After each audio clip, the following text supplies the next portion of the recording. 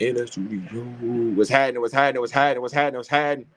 Man, we are live late night with Rob the Man Media, baby. You are live with Rob the Man Media tonight, man. What is going on, family? What is going on? Talk to me.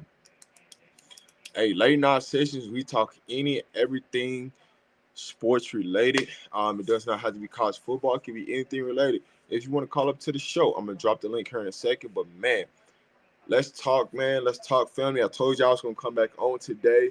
Sorry, I've been busy, tied up for most of the day. Normally, you get that one late night special out of me a week, but we here, baby. So let's talk.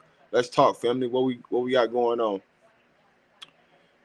Hey, a few hours to game day. Yes, indeed, it is a few hours into game day, man. Time to get excited. I'm dropping a link right now, man. What up, Countdown? What up, Trey? What up, Don Cass? Hey, Don Cass, pull up right quick. Pull up, Don Cass. Pull up. I just want you to come speak on your business, Don Cass. Pull up right quick.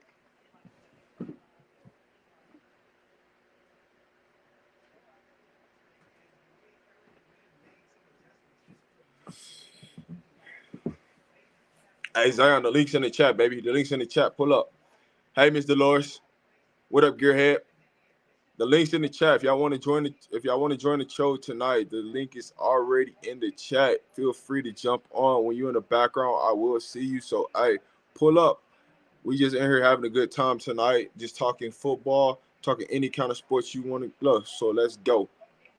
What up, Zion? What's good? Talk to me, family. Ooh. What's the word tonight, family? What's the word, man? We just in here Who having else a good coming on? time. Who else coming on? I'm not sure yet. Nobody else in the background as of right now, so we gonna see, man. We just in here talking, man. Let's just have a good time. Yes, no slushy tomorrow. So no slushy tomorrow. Quez is gonna play tomorrow. Juju Mitchell's gonna play tomorrow. I'm not sure how much Quez will play tomorrow, but he's supposed to play tomorrow. Juju will be playing tomorrow. DeMar Kennedy will be playing tomorrow. So hey, And if you that want, and that defense gonna be crazy. hey, it's gonna be different, baby. It's gonna be different. Hey man, man, what? Let's say Technically, Quez was supposed to be starting at that star position over we. Slusher. Oh yeah, for sure, man. But hey, listen, this is Quest time to man. Go out and improve the world, man. Go out and improve the world, man. Well, Listen, I, this is your me, opportunity. Don't give it away. me me personally, I think Quez is a better overall What's happening? talent Yeah, than Slusher. yeah. Hey, if you want to pull up, man. We in here talking ball, man. It don't matter. If you're new to the channel, make sure you like, share, subscribe. Just pull up to the channel, man. We in here talking ball, man. We talk about a little bit of everything. Rob, do we have a depth chart release today? No, they did not release a depth chart today, but I'm just letting you know some things that I heard behind the scenes, what you might see. So, hey, if you want to come up here and talk, you don't got to put your face on camera. Just come up here. We have a good time, man. This late night show. So, man, we just gonna let this thing rock out tonight. Let's get it. I'm hyped about Buffs about to go on Nebraska. I see it 42 to 14. Hey, Husker fans talking about they gonna try to run the ball and milk up the clock. Man, listen, you can't make the clock if you ain't getting first downs. Oh my gosh. Just think logic about that. Think logic about that. Old school in the building. Uh oh. Here we go. Old school in the building. Hey Jonas, Hey, hey what's going on? What's going on, tell y'all? Joe, hey, hold on, old school. Hey Jonas, hop on, cause we gotta have this talk, bruh. Hey, yeah, Jonas, pull up, man. Pull up, baby. Hop Hey, on, we gonna have bro, a good cause time tonight. Jonas, pull up. Hey, Miss April, how are you? hey, ain't no name calling, none of that. We gonna have a conversation like grown men. Hey, Miss Pleasantly Plump. Hey, Jonas, pull up, man. Hey, we Pull in here up. gonna have a good time, baby. Pull up. What up, old school? Talk to me. Hey, what's going on? Hey, did y'all see Cole and them and John about them man with the interviews and stuff? Yeah, Yeah. I did. I was supposed to be up there. I just didn't go. I had some stuff to do. Yeah, all right. What you do? You got business to take care of. Take care of your business. Everything gonna be all right. I was listening to you today, and I see you said that they didn't come at you with that pass yet, with that what's the name pass yet. But you got it coming though. Don't even worry about that, young man. If I was you, I wouldn't even worry about it. The main thing, keep the main thing, and the main thing is the main thing. So maintain Hey, what you do. listen, I'm not worried about it at all because a guy got me. That's how I look at it, man. There you If go. it was meant, This if it up. was meant for it to happen this week, it'll happen. But hey, we just gotta keep pushing. All I do is gotta keep grinding. That's all. Yeah, I ain't worried. yeah. Your doubles are going up. Your doubles looking good. Yes, sir. That's the Yeah. main thing. That's the main thing, boy. I'm telling you. Yep, that's it. Yeah, but I just called in to see how you was doing and see everything was going right. I see everything going about up to plan out there in Boulder, so I'm glad to see that everything is going good. The people, yeah, One thing I can say right now is Coach Prime and the Buffaloes are focused. They didn't get in. They didn't get involved with the pep rally. They went up there. They made a short speech and got up out of there. So that's a good thing, right? They're yeah, not getting caught up in all the Hey, BS and was all that that. was that was Focus. was that why they wore the suits, or that's for tomorrow? The suits are for tomorrow. So when they walk in, they because they were They supposed to looking wear the nice. suit. They were supposed to wear the suits at TCU, but the problem was you had players that didn't get fitted in time because they wasn't there. So because they wasn't fitted, that's why they didn't wear the suit. So now it Got, gave them an extra week to get everybody suit fitted and got tailor-made and all you. that good stuff. So So hey, that's why they wore them this week. you know who all ain't playing tomorrow? Yeah, I do. I do. I do. who's not playing? Who's not playing? Yeah, is Yeah. McCaskill playing? Nah. The only two big people that's really not playing that is Otto and Slusher. To be honest with you, everybody else is Everybody sitting. else is like walk-ons or freshmen. Yeah, Javon is playing tomorrow. Javon's playing. Yeah, Jamal's playing. He been He, got he out of that non-contact jersey. um I see everybody Yeah, asking about the new depth chart. They didn't release one, but I could pretty much tell you. I mean, the starters for the most part are going to be similar outside of like the linebacking and the safety. Um, the offensive lineman is pretty much going to be the same.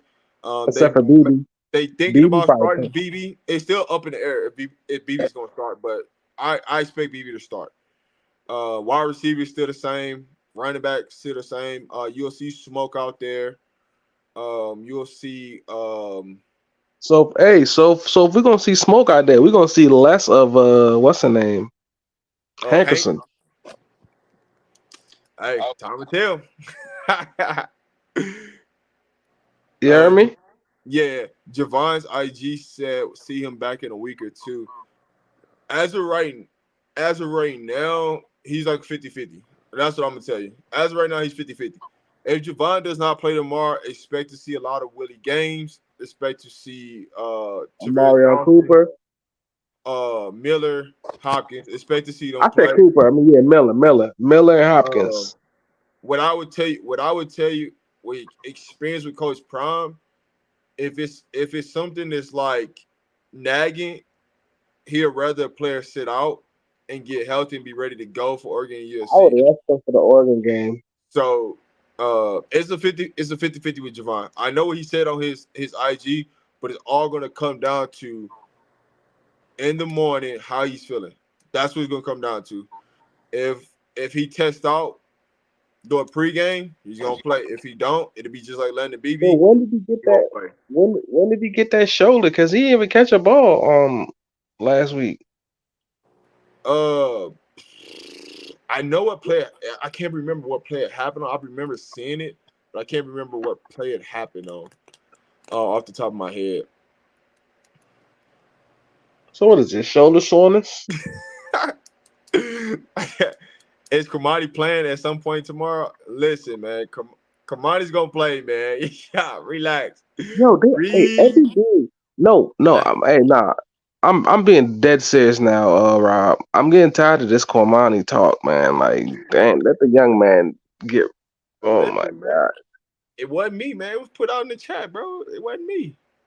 Like they ask every day about Cormani, bro. Every day. Let me talk to the chat. Chat. He gonna play when he's ready. Stop asking.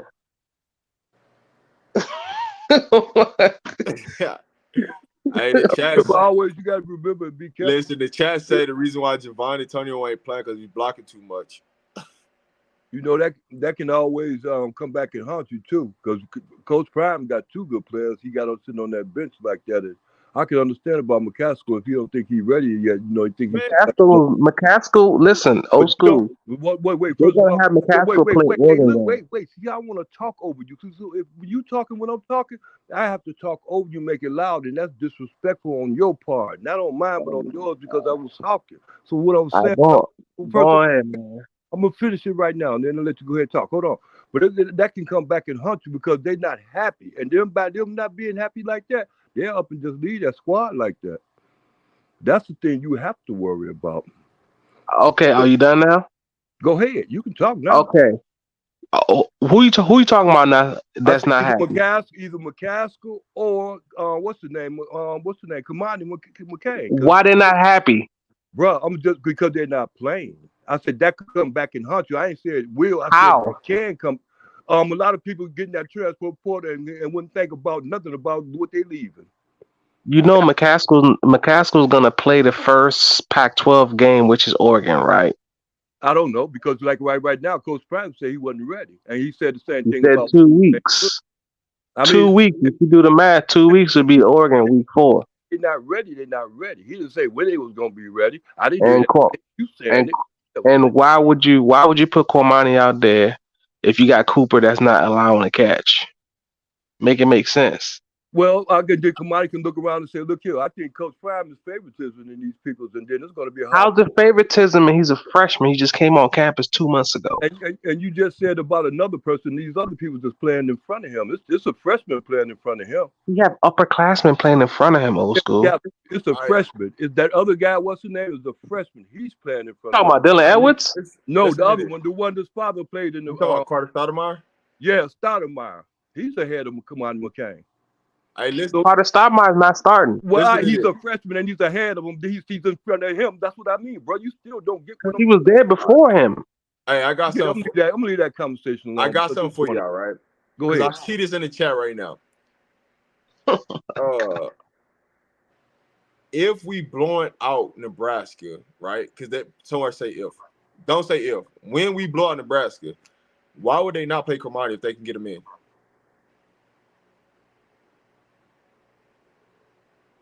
I understand what you're saying, but Rob, he know when he's gonna play. The boy, he's not complaining. You see him complaining?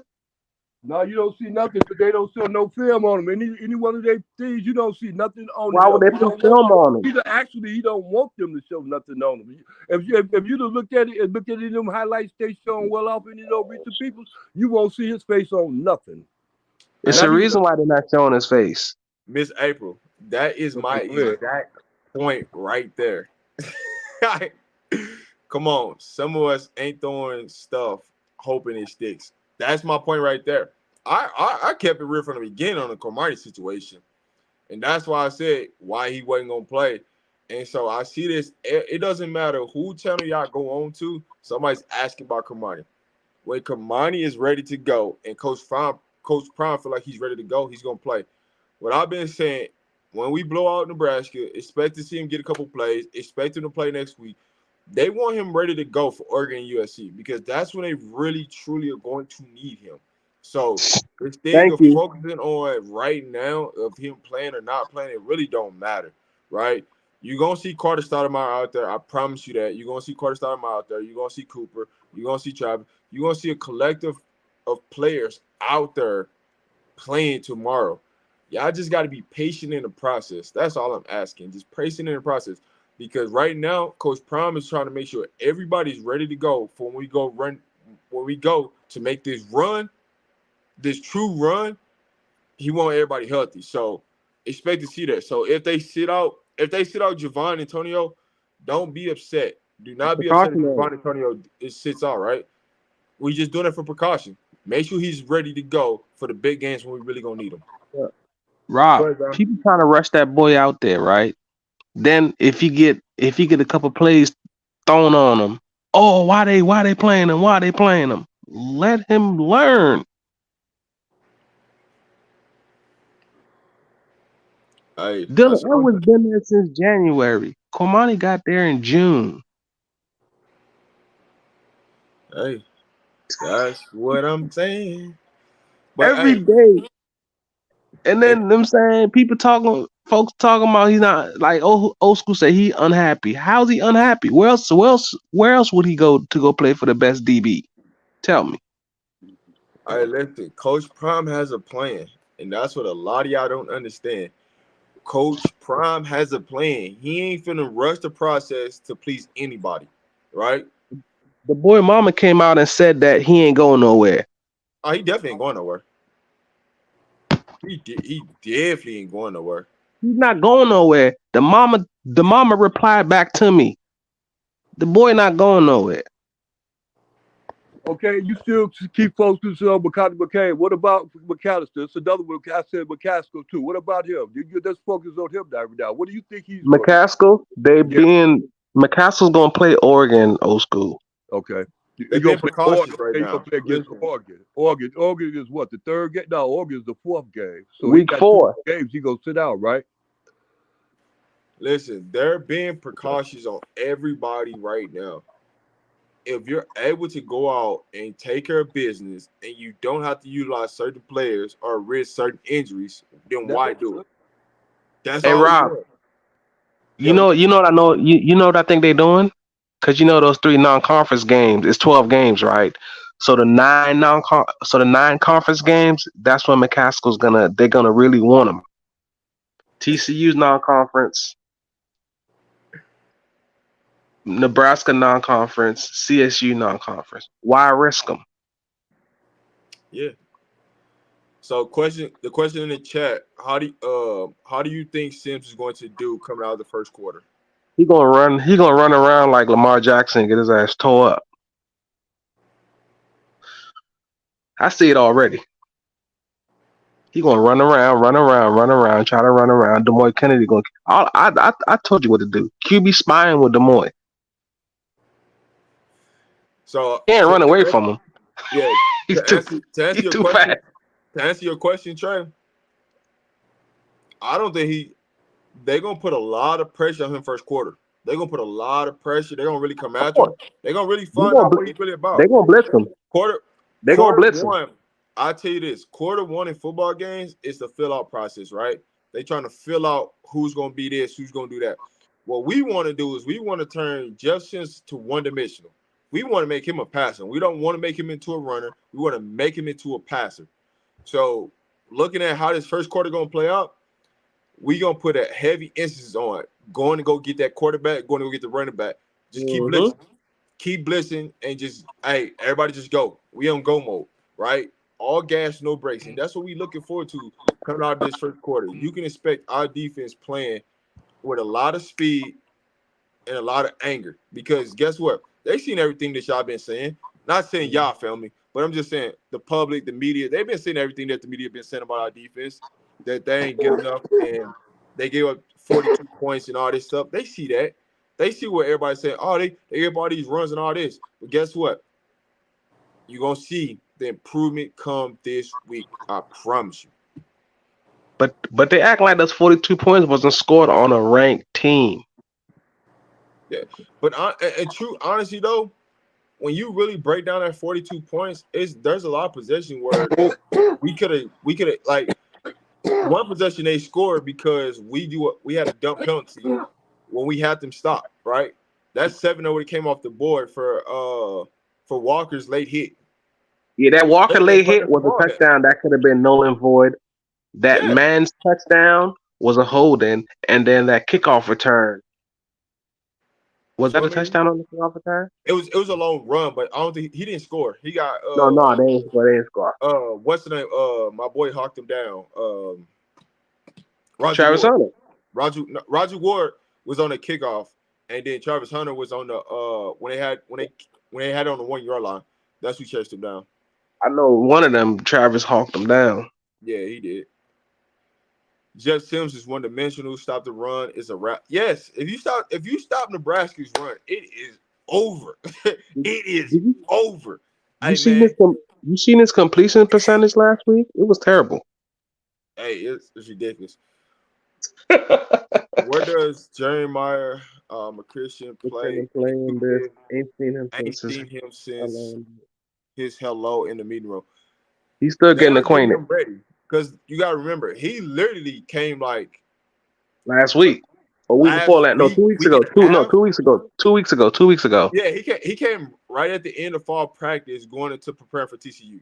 So he's gonna play he's a wild card. He's gonna play a big factor in the middle of the season towards the end of the season. He's gonna play a big factor. So, and that's why I be telling people like, man, we got so many people that we still trying to incorporate into the offense and the defense. We got players that's hurt, that's coming back that we still trying to incorporate. There's a lot of moving pieces that we are really trying to incorporate. So we truly don't even know like what's our ceiling. You know, we don't even know how much more we can even grow. Like it's unbelievable, like how much we can grow over these next couple of weeks just because we're still adjusting with our new players. Mhm. Run, man. Trick plays ain't gonna happen. That ain't gonna work on us. That ain't gonna happen on us. Now, sir. Countdown time. I don't know about trick plays with Charles Kelly. He ain't going for that.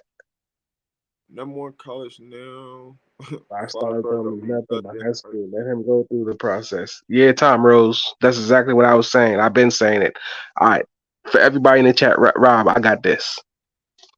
5 stars don't mean squat when you come to college. It's out the window. So people screaming, "Oh, he's a 5 star, he's a 4 star." It don't mean nothing. Everybody's on the same playing field. It's just like when you leave college, go to the NFL. What you did in college don't got nothing to do when you go to the pros. So it's the same thing. 5 stars is just something that they gave you because you went to a camp and someone gave you a star. I'm gonna answer this right now. So Travis J saw Travis J with a helmet on today. He might be ready soon. I've been telling y'all for weeks now. Yeah, Week three, he coming on. He coming on. week 3 is when you want to expect Travis J. I'm telling you right now. Next week is when you want to anybody that's really like that's been out, that's been hurt, that's ready to get back into the lineup. Next week is that game where hey, you can go in there, you can get your work in, you can, play a limited snaps and be ready for Oregon. That's what next week is. That's how they treat that game next week. So I think that's they why. I think they're But gonna treat us. I think they're gonna treat that CSU game like a scrimmage.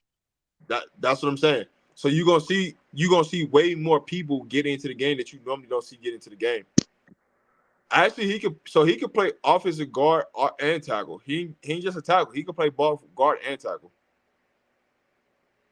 Yeah, really late, Comer. Looking for Trevor Woods to come up. Nebraska is a team that is known to fumble. Woods is known to make people fumble. If he gets his hits in the ball, might be popping out. Yeah, get hit. That's true, but also, uh, Woods sometimes he does that hit stick stuff I don't like. Don't wrap up. Hey, I'm gonna tell y'all this, man. Y'all gonna get off our linebackers. Hey, Looking yeah, for Trevor Woods to come up big on our D. Our linebackers are weak. Hope they get it together this week. all right, It's not a all right. grifting gamer. It's not that the linebackers are weak. Bentley was the problem. I'm gonna tell you this. I bet you're gonna have something different to say about our linebackers after Oh, tomorrow. I promise you that. I bet you're gonna have something to say different about our you gonna linebackers tomorrow. you gonna see a big difference when B Gank come though. Hey, you're gonna see a difference tomorrow. Who the other new inside linebacker number 4? Go back and watch the video. Number 4. I know who you're talking about, but I can't speak upon that. But I know who you're talking about. I know you're talking about Frankie. I can't speak upon that. Can't wait to see Travis J going to bring another crazy dog. All right, I've been saying this, and I told Rob this. Go ahead. Once Travis J gets healthy, they're gonna move Trevor Woods down. Hey, hey, hey, if you want to join the show, pull up. We in here just talking ball. We don't gotta just talk about Colorado. We can talk about any college, the game that went on tonight, anything that you want to talk about. Just pull up. The link is in the chat. McCrimmon is dressing I'll drop tomorrow. a Hey, for J you. Dot, he might be dressing, but he's not gonna play. You never know. Hey, you never know. Blowouts, anybody can play. Man, I was watching the Kansas versus that Kansas team is weak. Don't even know how Illinois made it to the Big Trash. So you about to dominate. Yeah, Big 12 is garbage. I can picture 3 wide receivers going over 100 plus yards. The running back room going over 150 plus rushing yards. Yeah, I can see that. He's definitely gonna be a party in the backfield. That's for sure. JD, D-Mac, Mans, they gonna feast. CSU game going to be like the Louisville game last night. Wait a minute. I got 2 tickets for next week's Buffs game versus Colorado State and 2 tickets for the USC versus the Buffs. I won't be able to make it. Just want what I paid for them. I bought them in like April and May this year. How much you want for them? How much you want for them? CPM St. Louis. I'm from St. Louis. Hey, DM me on Twitter or Instagram. DM me on Twitter, Instagram. I got you, Zion. But DM me on Twitter, Instagram, and we'll talk. I got you, Zion. USC game though? I got you, Zion. I got you. Hey, CPM St. Louis. DM Hey, he better not be. He better not be trolling though. You know, some people come on here trolling. He from the loop, man. I don't think he know if you on his channel and you know I'm from St. Louis and you from St. Louis, you come here troll, man. Hey, I'm gonna let you know about it though. But yeah, don't be coming here trolling my boy, man. You can DM me or you can email me. So all the information is in the description. If not, you can always click on my YouTube page and all my information is there. How to reach out, how they got to me. Damn, he did. That was 2 good games too. Yeah. At home. Yo, Frankie, what's happening, man? Talk to us. what's going on, fellas? Chilling, man. We just in here talking football, man. I know that, man. I was calling to say it's a new linebacker, light skinned guy with braids. Yeah. For braids. Yeah, go back and watch Go back and watch the well off. I don't know which one, pregame or well off, but he light skinned thick. Yeah, he's huge. I know. I ain't talking about the dude. I ain't talking about Juju. It's another guy. I ain't talking about a tall dude, light skinned brother. I ain't talking about the walk on either. Oh, you talking about the one with the dreads? What's her name? No, he came about talking about the brother with the clean. He got a clean cut. You understand me? He tall, like he probably about 6'2", 6'3". Hold on. Go back and watch it, fellas. The dude, number 4, has been there for a while. He's been there. He just he had to go through all his medical stuff. But who is he? I want to say, dang man, I can't think of what his name is. Go back and watch the video, fella. You'll see him when they doing the linebacker drills. That might be Noah from Tennessee. He played with Juju at Tennessee. Yeah, that's Noah. He's on the scout team. Yeah. Not 59, not the little Spanish guy. I know who you're talking about. What Spanish guy? He ain't Spanish. He kind of looks Spanish, Hawaiian looking type guy. He's huge though. He's huge. You talking about the one with the dreads? You talking about the dude with the dreads, right? He got braids. Mac, did he cut his hair? He got braids. He cut his hair. Who? Go back and watch. Go ahead. Hey, Mac, pull up, Mac. Hey, Mac, how on, Mac? I'm trying to tell y'all. Y'all go back and watch that video. It's a linebacker that ain't nobody saw. I said, whoa. He had number 4 on. It's a lot of walking. But he don't look made up like no walker. I play ball and stuff. He ain't no walk on. He's a stud. It's like they just got him there a couple weeks ago or something. First time seeing him. Hey, Mac, hop on, Mac.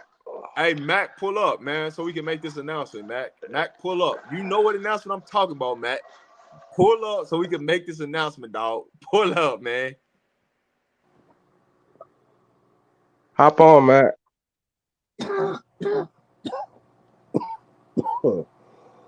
He's talking about the guy from University of Kentucky who talked so low you can't hear him what he's saying. Man, listen, I gotta go back and see number 4 because Go back. They doing linebacker attack drills. Side. You mean if you talking about Taylor Barracks, he been there. He's not a. I don't go ahead, light skinned guy. Taylor Barracks got the dreads though. Nah, he got braids. Hey, get here. Hey, get here. You talking about Taylor Barracks? He came from the UK. He's a freshman. Nah, he's not number 4 though. Nah, Taylor Barracks is number 32. Yeah, he ain't number 4. Bro, that got to be a walk. Got one more out of the porter. They ain't said nothing. Now number 4 is definitely new. I just got to go back and Yeah, it's new. Just go back and watch it. Remember, I told y'all they got a new linebacker up there. They ain't said nothing about it. They ain't said nothing about it. Remember, it's a lot of people that they don't show on camera too. They just showed that they was in the linebacker group. Yeah, whoever out there, go. Remember, I told y'all they got a new linebacker. Hello. Hey, somebody got to lower their TV. Yeah. Who else came on this now? Zion. What up, Matt? Hey, fellas, man, what's going on, bro? What's going on, big dog?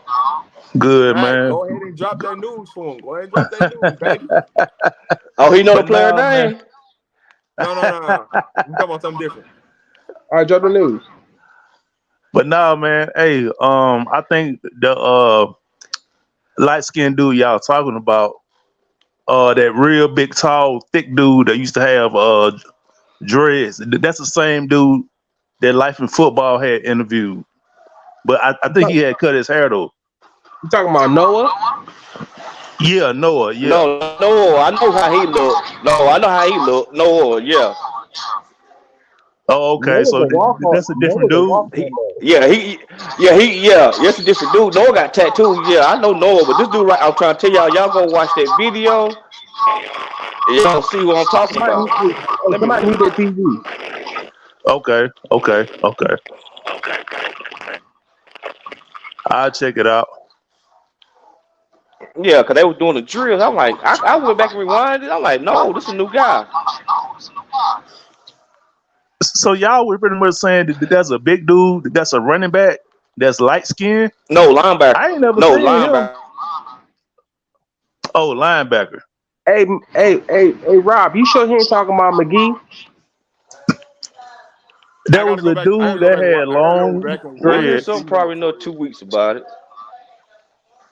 Yeah. He's a rookie. Had dreads. He just cut his hair. And he walked on like 2-3 weeks ago. He walked on 2-3 weeks ago. Well, not walked on, but I mean, he just came on. But that guy that Life in Football had interviewed. Life in Football interviewed a lot of people. He showed you. Yeah, he showed. I don't think Life in Football interviewed him. I know the guy y'all talking about, Noah from Tennessee. 59. He's the special team guru they were talking about. Oh, okay. Yeah, I'm gonna go when I get out. It came on. I watched it today. Newest episode. I don't know. I reached people or pregame or it's one of them. I think it's pregame. I know you're talking about. They showed him today. That's why I said that big. I said, where they get that big old boy from? Oh yeah. That's that dude that Colin had went no. Colin didn't go live. Dude that old boy had went live. God, what's dude's name, man? Big Dog Chico. Colin didn't interview. Yeah, Chico had went live. That was at the school. They had this big old dude, man. I'm trying to tell you, they got a new linebacker. We'll probably see him USC game watch. Oregon game. You see all the guys like Travis J and all them gonna come back on Oregon game. Hey, you know that dude you talk about with the braids that had the shorts on, the blue shorts and the white shirt? He's a recruit. He wasn't a Yeah, he'll fan. recruit. Yeah, he'll They recruit had right the book there. bag, right? Yeah, You talking about a Montre? He's a recruit. yeah, he'll He's, recruit right there. I know you that talking dude about. huge, bro. Yeah, did y'all That see dude. him? Did y'all see that video with that on the athlete done on Instagram with him and that dude right there? They talking about he like a statue. That big dude. What position he Yeah, they play? D teammates. line. Yeah, they teammates. Yeah, when he play D line. He an edge rusher. Y'all didn't see that? He talking about he's a mannequin. I like, whoa.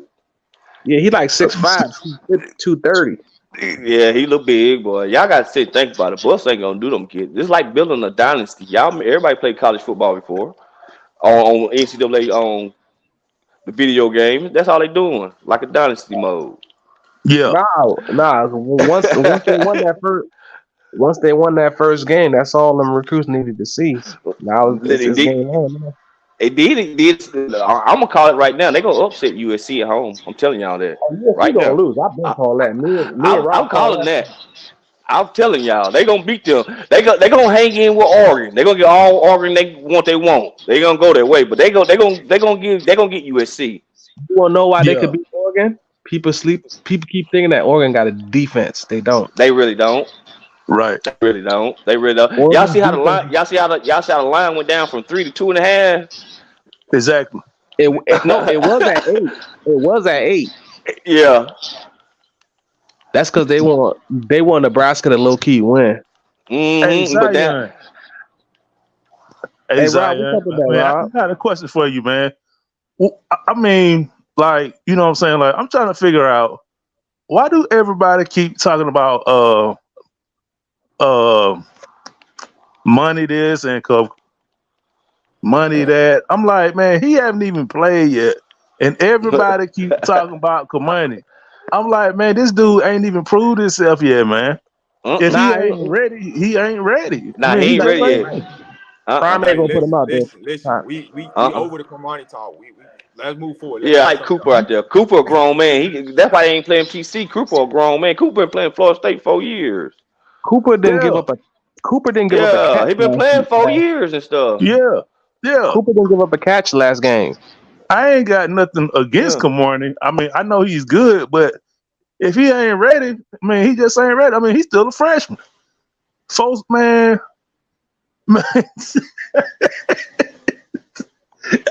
I'm just saying, dog, man, it just be pissing me off, man. Because Colorado got so many dogs out there that can play that position way better than Cormani can. You know what I'm saying? Hey, you got to think about it. Coach Prime don't want to lose confidence early, because you got to think about it. TCU went right at on Kamani if he was out there. Yeah, I said the same thing. They right at him. You see that? They tried Travis. They tried Travis. They didn't care about that. Travis Height. But Travis is a generational talent, though. I know that, but I'm saying they tried him though. They tried him. They tried him. And they almost gave up 3 picks. But I'm saying though, Coach Prime, Kamani gonna play Colorado State. That's where he gonna play. Someone will get his confidence up. I'm trying to tell you though, Mac. Give Kamani a year in this system. He gonna be a monster. He be out next year. Next year, he gonna be he gonna be a monster. Yeah, he be next year. Rob called it already. He told y'all. Kamani gonna sit. Next year, that boy gonna be unstoppable. Rob did say he gonna sit and learn, get his weight up. I'm trying to tell you, the boy's 6'3", bro. He's 6'3". Right now, he's like 175. You got to sit and think about it. What they gonna do? They gonna do wide receiver screens at his way and block him all the way down the field. Lose that man whole confidence. If they'd have played him on last week, TCU would have exposed them. That's why I know. That's why Prime told you he ain't ready yet. Nah, they building him up. You seen how they was going after Cooper and Hunter. This week, see, I saw Shane Coates on interview, and he was saying about the D line. They got to get things together and everything. But I really think they're gonna have more of a 4-2 scheme this year this week, with more of a like you said. What's that fast Alabama linebacker? I think Kennedy. Yeah, they're gonna put him in more this week. Yeah. That's probably gonna be Take Bentley 4-3. out. Take Bentley all the way out. Yeah, I was a Clemson fan before I transferred over to Jackson State than Colorado. But yeah, Bentley, he's more robotic. Y'all know what I mean by that. Nah, Bentley's need to be on the bench, bro. But I got slack for He don't it have no last- flex. He I ain't got got no slack for it flexibility, no last week. being. Man, Yeah, that who? man is he's an early 2000s linebacker. He's a Michael Singletary linebacker style. Yes, he's like a Ray Lewis type. He don't need- Yeah, he didn't play a gotta 3-4 defense. Yeah, he didn't play a 3-4 defense. Rob been saying this, and I said the same thing. Bentley What? ain't it. But Yeah. people saying, "Oh no, he gonna start." Okay, start him and see. Look at all Yeah. the missed tackles. He was in there on all the missed tackles. He Go was watch the there. game. He was there. Just like he just didn't finish the play. That's all. He just didn't finish the play. He was there. He just didn't finish the play. Rob just don't want to be mean to people. Me, I don't care. I don't got no feelings. Rob be trying to have feelings. I'm chilling, man. Y'all, Y'all see him smiling. Hey, because every time I say something, people think I'll be tripping. I'm delusional. Oh, Rob, that's who it is. Piers Morgan. Morgan Pearson. Freshman. Oh, yeah. He been there. Morgan Pearson from Oklahoma. I'm just saying, man. You heard me, Rob? Yeah, I heard you. Every time I say something, man, people be thinking I'll be delusional. I just be talking out of my mind. And then when things happen, you know what I'm saying? Hold on, Rob. Let me. Hey, old school. Yeah. How you feel about Bentley? Billy, all right, man. It's like you said. He's Man, stop it. Hey, wait, Stop wait. Hey, wait. Slow down, young man. Slow down. I don't like that static. Okay, but yeah, Bentley, like you said, somebody said that Bentley robotic, and I understand that too. He is kind of like that. Once he makes his mind up to do something like that, he goes straight forward. Shiloh is like that too. Shiloh can beat a lot of times because he make his head it's like he go down and go for the tackle and stuff like that. And a lot of times him and Shiloh got the same kind of problem. They don't. No, Shiloh could cover though. Bentley can't cover in open space. Yeah, I agree, but they ain't playing the same position. Bentley ain't playing no safety. But look at Kennedy. Kennedy could play corner. You know that. Yeah, Kennedy is better. Kennedy. That's why what's the name? Rob was saying that Kennedy was gonna make a difference this week. That we wasn't thinking about. Kennedy is, and that also that other guy that just came in, Juju, that Mitchell guy. They're gonna make a big difference. I told y'all who the starting linebacker is going to be. U.S. Oregon game. It's going to be Mitchell, Kennedy, and B. Gant. Right. And rightly so. It should be like that because Gant is good. We just ain't seen nothing of him. I know he's good. I see the tape about last year. I think it was with Florida State. If y'all please go look at the tape. Bentley was in on all of those missed tackles. Hold up, wait a minute. You seen that too, Rob, right? Chris E. Hold on. I gotta address Chris right quick. Hold on. Hey, come on down. Hey, hold on, wait a minute. You've been right, but your Caleb Mathis take was wild. What did I tell you? He's gonna get on that plane. He was gonna play. I don't know how much he was gonna play, and that was always my take on Caleb Mathis. What did Caleb Mathis go do? Let's tackle. Down on the special team. Y'all got to think about it. They ain't gonna let them freshmen get out there like that. Coach Prime got to win. That's why he got them grad transfers out there. He got to win. First game, you ain't gonna see none of them freshmen out there like that. No, not this game either. He ride with these people who with the bullets and stuff. He watched the people who practice. That's one thing we don't see all practice. They break down their practice. They got all them veteran NFL coaches and stuff and analysts. They break practice down like it's game. See, Prime is on. Prime on grown men. Yeah. Every single thing that happens at practice is being monetized. Mm-hmm. That's what we're missing. We just see bits and pieces. They got a whole staff up there. I mean, like, he got an NFL staff up there. Yeah. And they ain't doing more breaking all that down. If they ain't performing in practice, they ain't getting on the field. That what it is. So Alto know that now. Alto know But that he ain't healthy enough to get out there. Nah, Mac. here- Hey, Mac. But you do know, and I told Rob that if Alto's 100%, he's starting. Yeah, they promised him that. They promised him that. They promised him that, and then they paid him that. You got to think about it. You heard what Coach Prime said. Trey Sanders want to come up there, but he told him no. He's injury prone, so it was down Trey Sanders and Alto. So he took Alto. Alto here's at 100% is the best running back in that room. Mm-hmm. Coach Prime know that. Yeah, You can't he gave call. I don't call Edwards a running back. He's a gadget. He's like a gadget scat back. Did you watch the game last night with Gibbs from Detroit?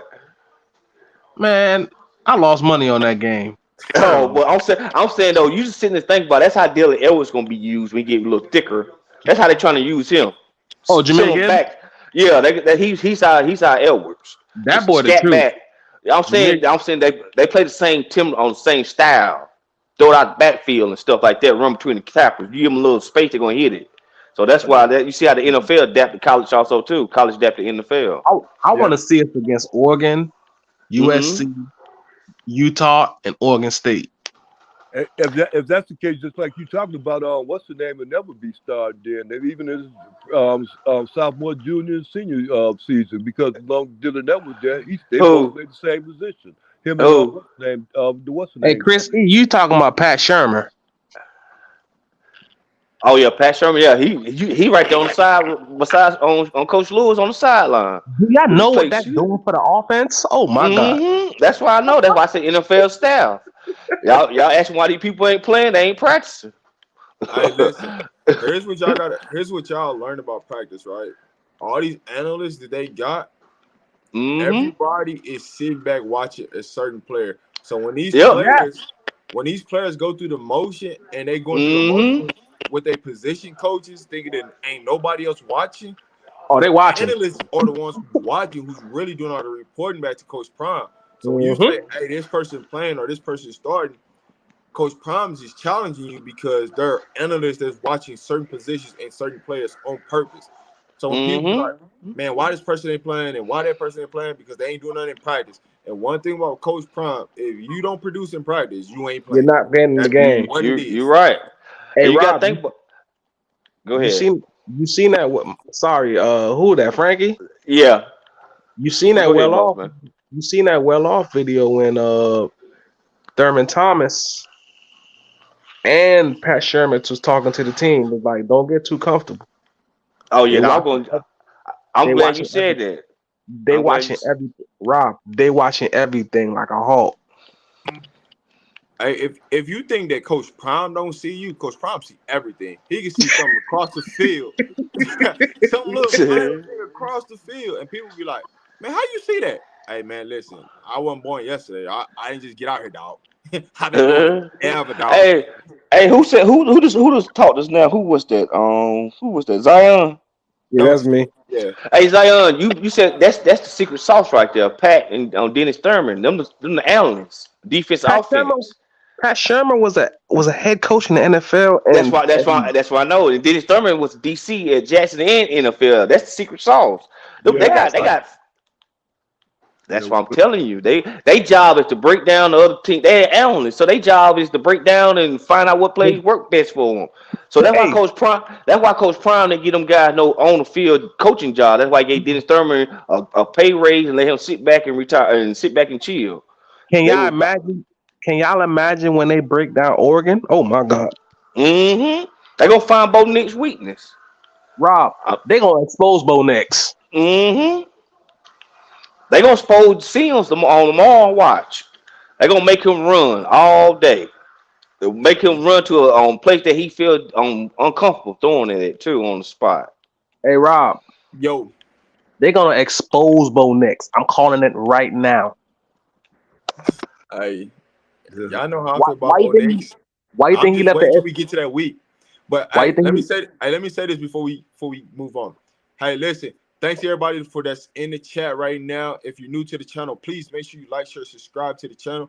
If you want to bless the channel, the Cash App is on the screen that's coming across the ticker, so you can donate to the channel and support the channel and the growth of the channel. But we have to pay those bills. Just have to get that off which I can go back to what y'all was saying, man. Just have to pay the bills. Dang, everybody just get quiet. Just like I had to let you pay your bill. Had to get your special announcement in. Hey, listen, you got to pay the bills, man. You got. I trust you, buddy. I'm with you on that. I'm with you on that. Hey, listen, we live later tonight. 81 people in the building, man. Show some support to the channel. That's all I'm asking. Oh yeah, man. I'm not looking past CSU next week because that's a scrimmage. Honestly, I'm just focused on one game at a time, man. Yeah, I'm on Nebraska. Week, when we get to that next week, then we're gonna focus on that team and that team and that team. Because I'm just one game at a time. Yeah. I'm just seeing it now, like how Frankie brought it up, and I forgot. Like, dang, the analysts do this still there. Yeah. I would say because I coach high school. I did coach high school, so I understand about how to break it down, what all the positions got to do. Trust me, he got an NFL staff up there, man, and everybody got their certain jobs to do. That's why I say, and then I love the simple fact that they all minority staff wise. He gave a lot of people a lot of opportunities, man. All right, so the first question we got comes from Days to Come. Do you think Caleb Williams has the skills for the next level? Who won't last long? Caleb Williams. The quarterback at USC? Yeah. He won't last long in the NFL. He more like Patrick Mahomes type style. But there's only one Patrick Mahomes. I know that. I'm saying playing style, like throwing the ball. He you know what I'm saying? He tried to replicate his game off Patrick Mahomes. Right. You can tell. I'm a Green Bay Packers fan. Aaron Rodgers is my boy. Yeah. Patrick Mahomes got his style. Hey, can I say this right fast, and then y'all can get on with it? Look here, Rob. You know Dago well, just like everybody else know. Right now, he's the #1 quarterback in the NCAA, and you talk about the one. I don't know about that old school. I don't know about that, bro. Right, well, that boy from Washington look good too. He got the Heisman, right? That was last year. Okay. Y'all know we had this conversation before. The Heisman don't mean nothing as far as y'all concerned, but right now he got all the pub. Am I right or wrong? Yeah, you're right. Old school. You're right. Old school. You got until he lose. Until he lose, they gonna give it to him because he's winning and he's still putting up numbers. Hey. Yeah, he winning against San Jose State. You ain't the man. Nevada. You the man. You right though. Shadoga hit shot when they face to face. Well, Frankie. Now you get it. Yeah. USC has played San Jose State and Nevada. Oh, I know who they played, man. I know who they played. I'm saying still though, he's still out there doing them little tricks though.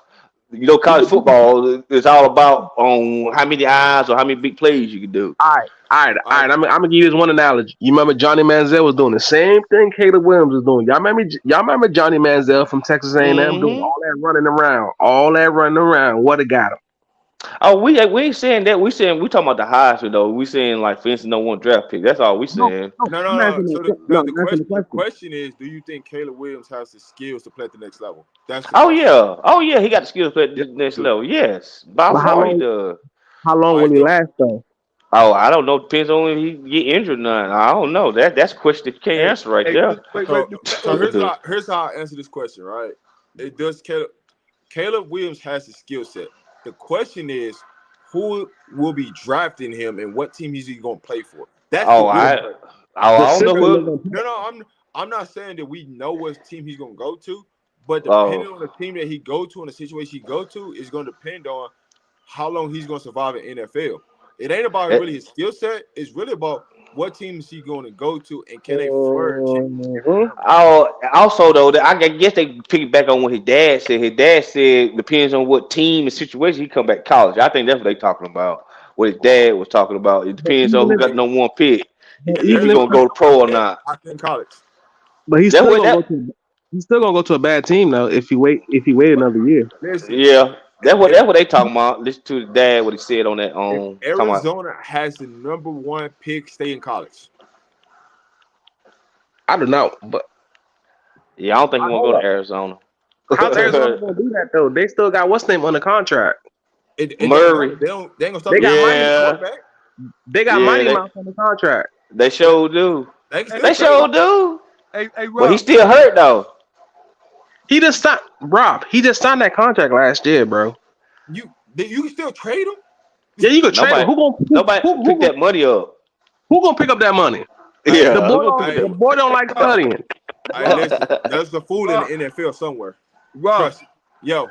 Hey, I'm gonna ask you this question since you're a real honest man and you get straight to the point.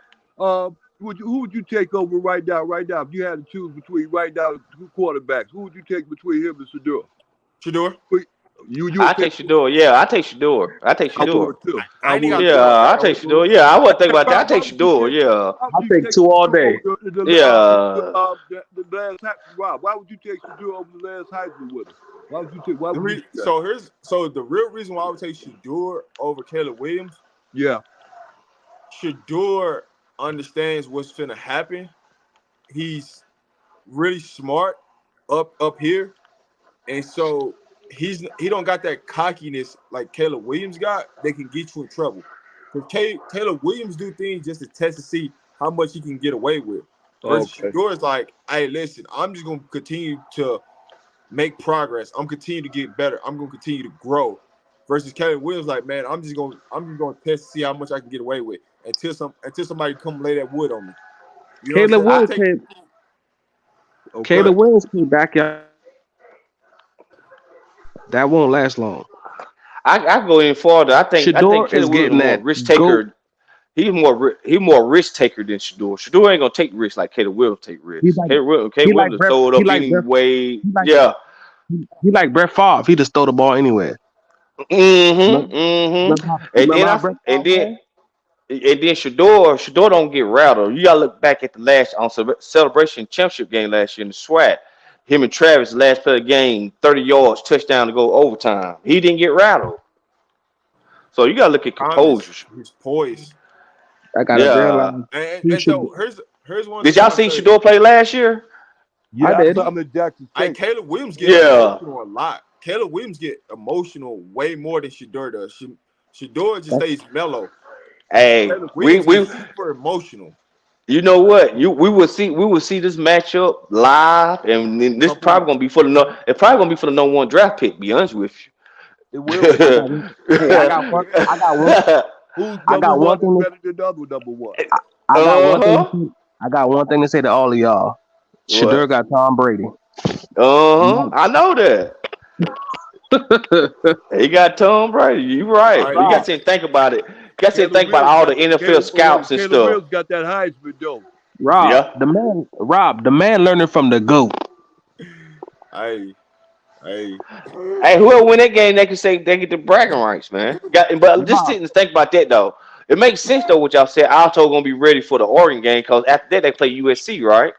Yes, sir. No, the Pac-12 is the start of the conference. So I'm saying they got Oregon and USC, correct? Yeah. Oregon. Yeah. So it makes sense to get Alto ready for the big time game because they're gonna need his presence there, the hard-nosed runner. Yeah, they're gonna need him. They're gonna need all of them. I know. I'm saying they're gonna really need him though because he's a big back with speed. Can't teach that. That's what people don't understand. He is very fast. He's a big back with speed. He's Dylan Evans and all of them put together in one back. He can catch you it all. What you call him again, Rob? Well, who you said his comparison was? Who? Alto. I didn't give a comparison on him. You gave him a comparison before. You know who?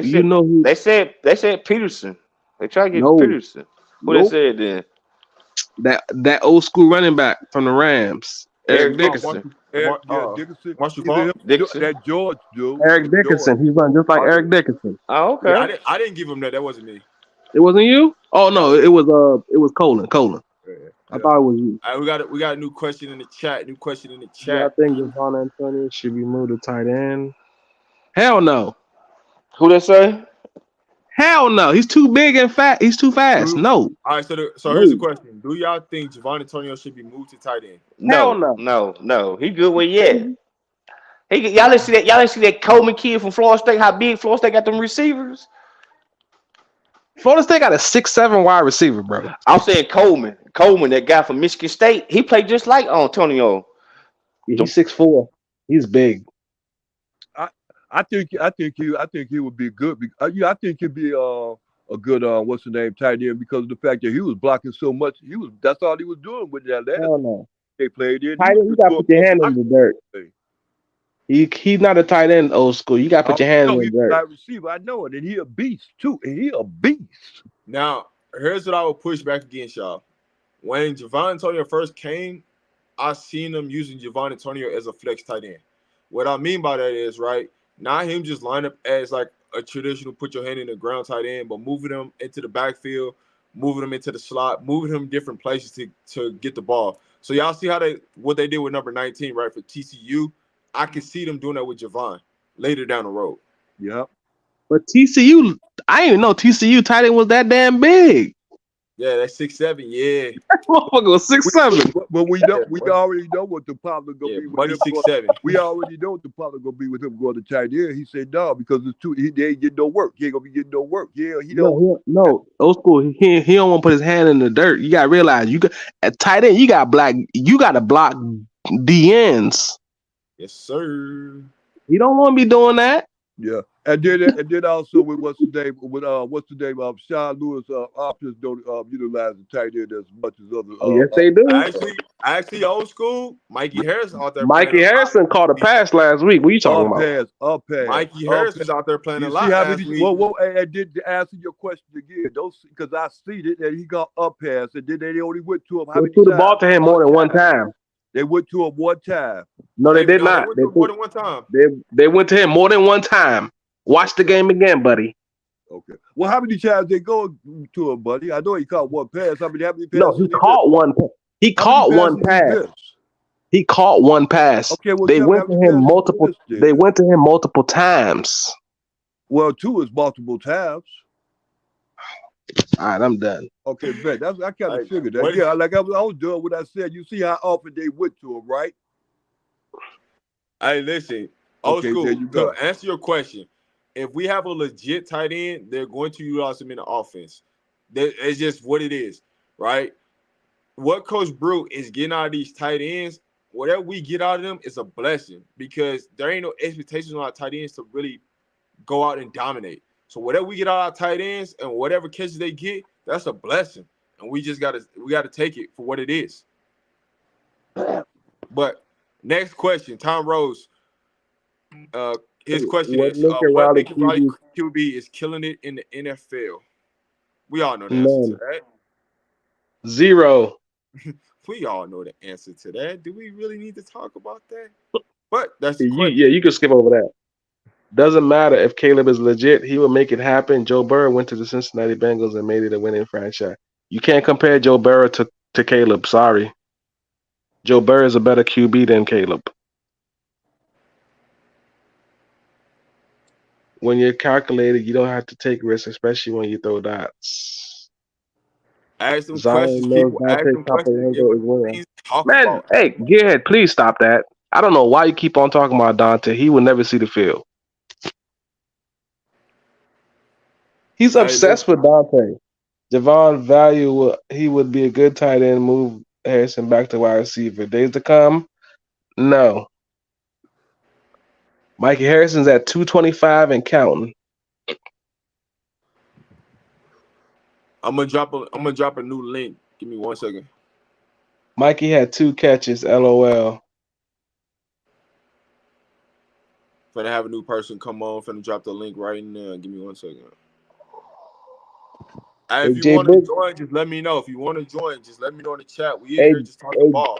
Late night. Jay Boogie, are you trying to troll or are you trying to answer the question? No, he said Mike Harrison had 2 catches. That's what he's saying. I don't think he's trolling. The link is down. They were going to Mikey Harrison, bro.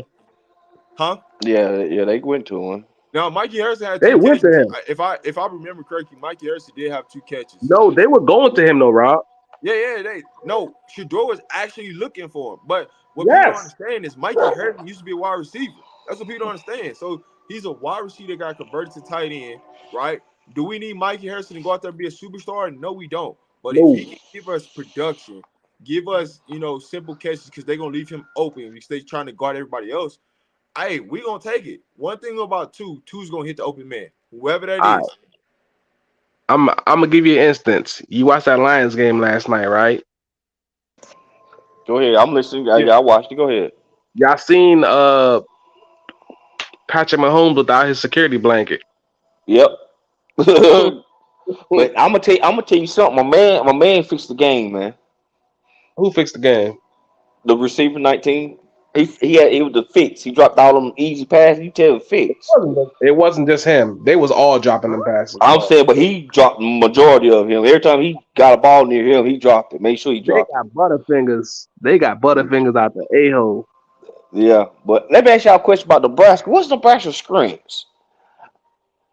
I'm trying to find out what's make them good. I went back and watched Minnesota. They try to run the ball, but what is their strengths? Yeah, on offense. The run game. I know that, but they're gonna try to run between tackles. They're gonna try to do quarterback draw, quarterback zone reads, RPO. What else they gonna try to do? Nebraska's so one-dimensional. All you gotta do is load the box and force them to throw. Yeah, see with that right there, I like Cooper and Travis out there one-on-one. I like that matchup out there with their receivers, especially on Travis' side. And they're gonna probably shade safety a little more on Cooper's side. So I believe in the coach staff. I think they're gonna that 2.5 by game time. They'll probably be 1. I think Vegas and everybody else skitter on the buff. They think they phonies and fakes. But Vegas trying to make their money back from that clown show that they put on last week. We got a new person in the building. Law Dog, talk to us. Law Dog, you there? Law Dog, you there? Guess he don't want to talk now. He don't want to talk.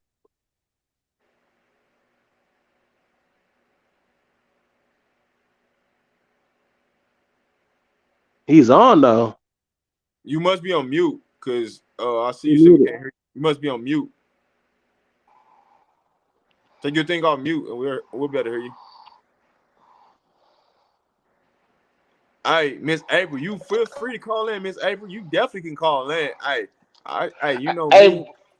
Hey, well, what you saying? My phone went out. What did you say, my buddy? You said Nebraska what now? They one-dimensional. You can make Nebraska one-dimensional. They super one-dimensional. They'll run team all day long. Nebraska is a typical Big Ten team. Big Ten team.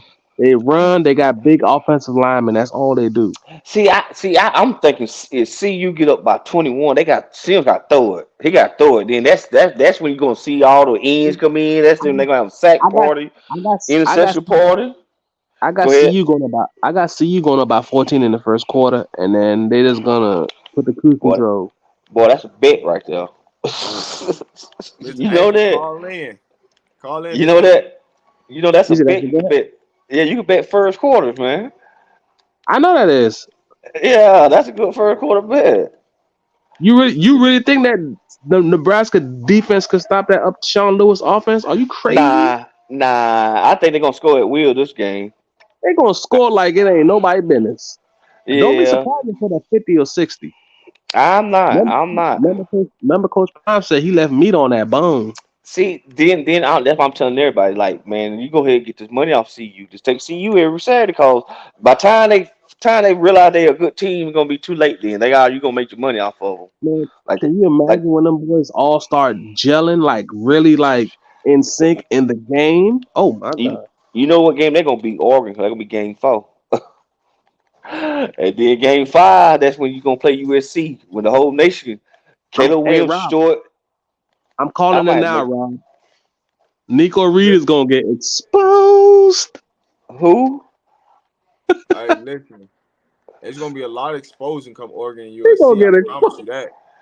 Hey, Rob, he gonna have flashbacks from Travis tearing him up. Hey, Miss April, when you come on, I can eliminate people. So just come on. Just come on in. I can eliminate some people. Don't worry. I got you. Ain't no but 2 people talking. Who else talking? Too many voices. I mean, who else voices ain't over me and my man? It's because people on the screen. It look like everybody. Oh, everybody ain't talking though. No, I'm talking. That's why I said. Yeah, that's why I said everybody ain't talking. Hey, but I like this right here. I don't see him enjoying my beverage and just chilling, and I enjoy this right here. But let me ask you this on defense. Who Nebraska got on defense? Y'all think? be a key Nobody. factor. Nobody. They That really D no, show that too. D tackle. They got that They D got tackle. they got D some solid tackle. defensive linemen. They got some Okay. good ones. Number I thought 97. they had a good secondary too. No, they ain't got no good secondary. They don't. Or They got Minnesota. Or they got one decent person on there, but uh-huh. as far as their defensive line, number 97, number 0, Nash, he's solid. At the linebackers, number 4, number 33, and then the only solid DB they really got is like number 12. But outside of that, Okay. they all From right. what that Minnesota wide receiver did, that toe drag swag. I saw Travis Hunter that. gonna eat. Travis Hunter gonna eat. J5 gonna eat. Weaver gonna eat. I'm gonna tell. Oh, I forgot this. Miller gonna play a big role this week. The Miller's freshman gonna 14. eat. Yeah, he gonna play this week. Can y'all hear He me? gonna. Yeah, Miller gonna play this week. That's the freshman really gonna play. Miller, the big receiver. Miller's a dog. Yeah, he gonna play this week. I forgot about him. He definitely gonna play this week. Hey, Law Dog, why you ain't talking, bruh? Hey, y'all can hear me, bro? Yeah, We can hear you, man. Okay. Nah. I had to download the Google just to get all the way in. But I'm kind of wanting to just go back to what I was saying about Javon Antonio as far as moving him inside, and just real quick, just to run that back. You know what I'm saying? Just to get context. So the reason I was saying that is because me watching the game, if you watch how Shadur throw the ball, he pick his spots and let his speed guys get off and do what they do. I feel like he not as gonna see as many targets. He a senior, man, so he trying to get off and get to the lead. This is it for him. This is the last ride. So with that, I don't feel like he gonna see as many targets on the outside where you got all these speed demons inside. And if you watch how Shadur, he pick who he trusts to throw the ball to. You see what I'm saying? So when you got like Travis, Jimmy, yeah, I got what you're saying. and Xavier Weaver on the field, he not gonna really get fed on if he in the boundary by himself. You know what I'm saying? He got to be down. It depends. It depends on the field. Like for instance, slant and a big slant or a fade. So I get what you're saying though. He ain't gonna have that much opportunity because they got to share one ball. I get exactly what you're saying. So I'm saying if you put him inside and you can get him up with a linebacker, okay, that's a way bigger mismatch than him running with a corner. Y'all do know he was y'all do know he was a decoy last week, right? I mean, I hear what you're saying, but I just want y'all to watch how many targets he get. You see what I'm saying? With him being a senior, he trying to get to the league. He got to eat now. You know what I'm saying? He can't afford to let the season play out because, like I say, if I'm a quarterback and I got Dylan going for 120, 130, and every time he touch it, then I got Jimmy. He trying to get his. He need 5 or 6. Like, y'all got to think about it. Last week, that's an anomaly, bro. Receivers don't have 11 catches, 11 touches at that. In the game, like that shit was, you know what I'm saying? That's some next level shit that happened last week, but it's not gonna be like that all the time. Okay, I was about to say that. Javon's gonna eat, bro. Yeah, he is. It's just long season. Javon's gonna eat. I He's like the his biggest game. wide. I ain't saying nothing against it. I'm just saying they gonna need him to get USC. I just feel like he the odd man out, in my opinion. Nah, not yet. Not conference play. He's the biggest wide receiver in that room, bro. They're That's why I feel like he should be in the inside to, you know what I'm saying, to get some more targets. Imagine him running down the middle of the field, splitting the safeties. That's a big target to throw to. I get what you're saying. I get exactly what you're saying. Why would you put him at tight end and they got Mikey Harrison? Because look, y'all saying tight end in a sense of fashion, like I'm saying his hand gonna be in the dirt. You ain't seen a pro set. He talking about Kyle Pitts. He talking about Kyle Pitts type tight end style. I'm talking about I know exactly what you're talking about. Yeah, I know you're talking about. That's why they try to get that man, my guy from Arkansas State, to do that type of work, but he didn't want to block. But I don't really he's from across the water. I don't really think he had what he ain't really had that in him like that to be coming over there. That's why he left, because anybody else would have stayed and just you know what I'm saying, waited it out. They had him getting YouTube money and everything. I'm like, wow. He's from like cross overseas. So he probably ain't got that natural dog, prime with he probably just didn't fit the, you know what I'm saying? Sometimes it just don't work for everybody. You see what I'm saying? Like the dude Chance Main, like you would have thought he was finna turn up, and then all of a sudden he just disappeared. You talking about Zico wasn't a dog? No, I'm just saying, like, he was. What you got to say, like, when you go to a certain program, bro, you transfer in, it's a lot of different personalities. It's a lot of inner workings. You see what I'm saying? So with him already being from a different country, it's a lot of turnover, bro. You got to get used to within a year, bro. You see what I'm saying? And so when you got alpha males running alpha males, some of them tend to fall back. You know what I'm saying? This dude might look strong over here, but when he get over here and it's another, you know what I'm saying? He kind of fall to the wayside. But you And know, you know, but you know, Zico produced at his old at his older school before he came to CU, right? That was Arkansas right, State, though. That's Arkansas State, bro. Think about this then. Who ran That him? don't matter though. Mikey They Harrison terrible, made him though. leave. Like, what That don't guys matter. behind him was competing to him when he wouldn't have had a position?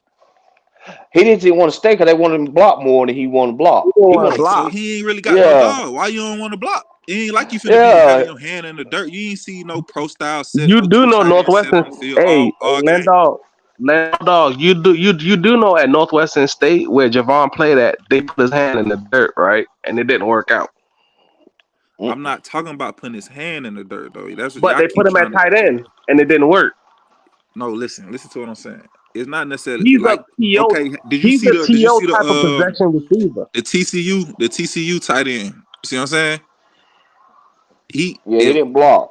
It's not about blocking. Y'all keep trying to make it about blocking. No, I know. I get what you're saying. He Kyle Pitts, receiving tight end. I'm saying he's a better threat in the inside against the linebacker. Okay, let's just say, since y'all know players, let's say if you got a Travis on a Javon Antonio, but if you move Javon Antonio to the slot and he match up with a Bentley that walks outside and guard him, he has a better mismatch. You see what I'm saying? Opposed to if he's just going against a corner. Now I'm not saying he can't be a receiver. I'm just saying he gonna get more targets in the inside. You see what I'm saying? Because so who you gonna put in this position on the outside? Because he's the biggest receiver. He's the TO. Listen, you could put Travis out there. You could put Dawson out there. You got a Marion Miller. You could do whatever you want. You put the fast guys in the slot. No, listen. I disagree with you, Law Dog. No, Law Dog. I feel what you're saying because I feel like they should utilize and move Javon around, and they shouldn't just keep him to the outside. So I get what you're saying because you're trying to look at it as using. I see what he's saying. He trying to say give him more opportunity to the league, show more of his versatility side. Correct. I get exactly what he's saying. Yeah, I get exactly what he's saying. Yeah, but it makes sense though. For me, when it comes to Zico made a bad decision at the end of the day. He can't play at all this year. The reason why he made a bad decision is that he should have came all the way into fall camp and really found out what it was. He went and just based everything off of the spring, not knowing that that's just base offense and not what we really gonna run in the fall. And now Mikey Harrison is taking advantage of opportunity that Zico left. And all Zico had to do was play back. Zico could have got everything he wanted to do. Guess what? Mikey Harrison was doing it. He was doing it at TCU. And they was running him up at wide receiver. But Zico was just, Zico would have been starting. But I don't even like when you look at Zico, it was more about Coach Brew than it was him trying to really figure out what was going on. Because Coach Brew different. He's different.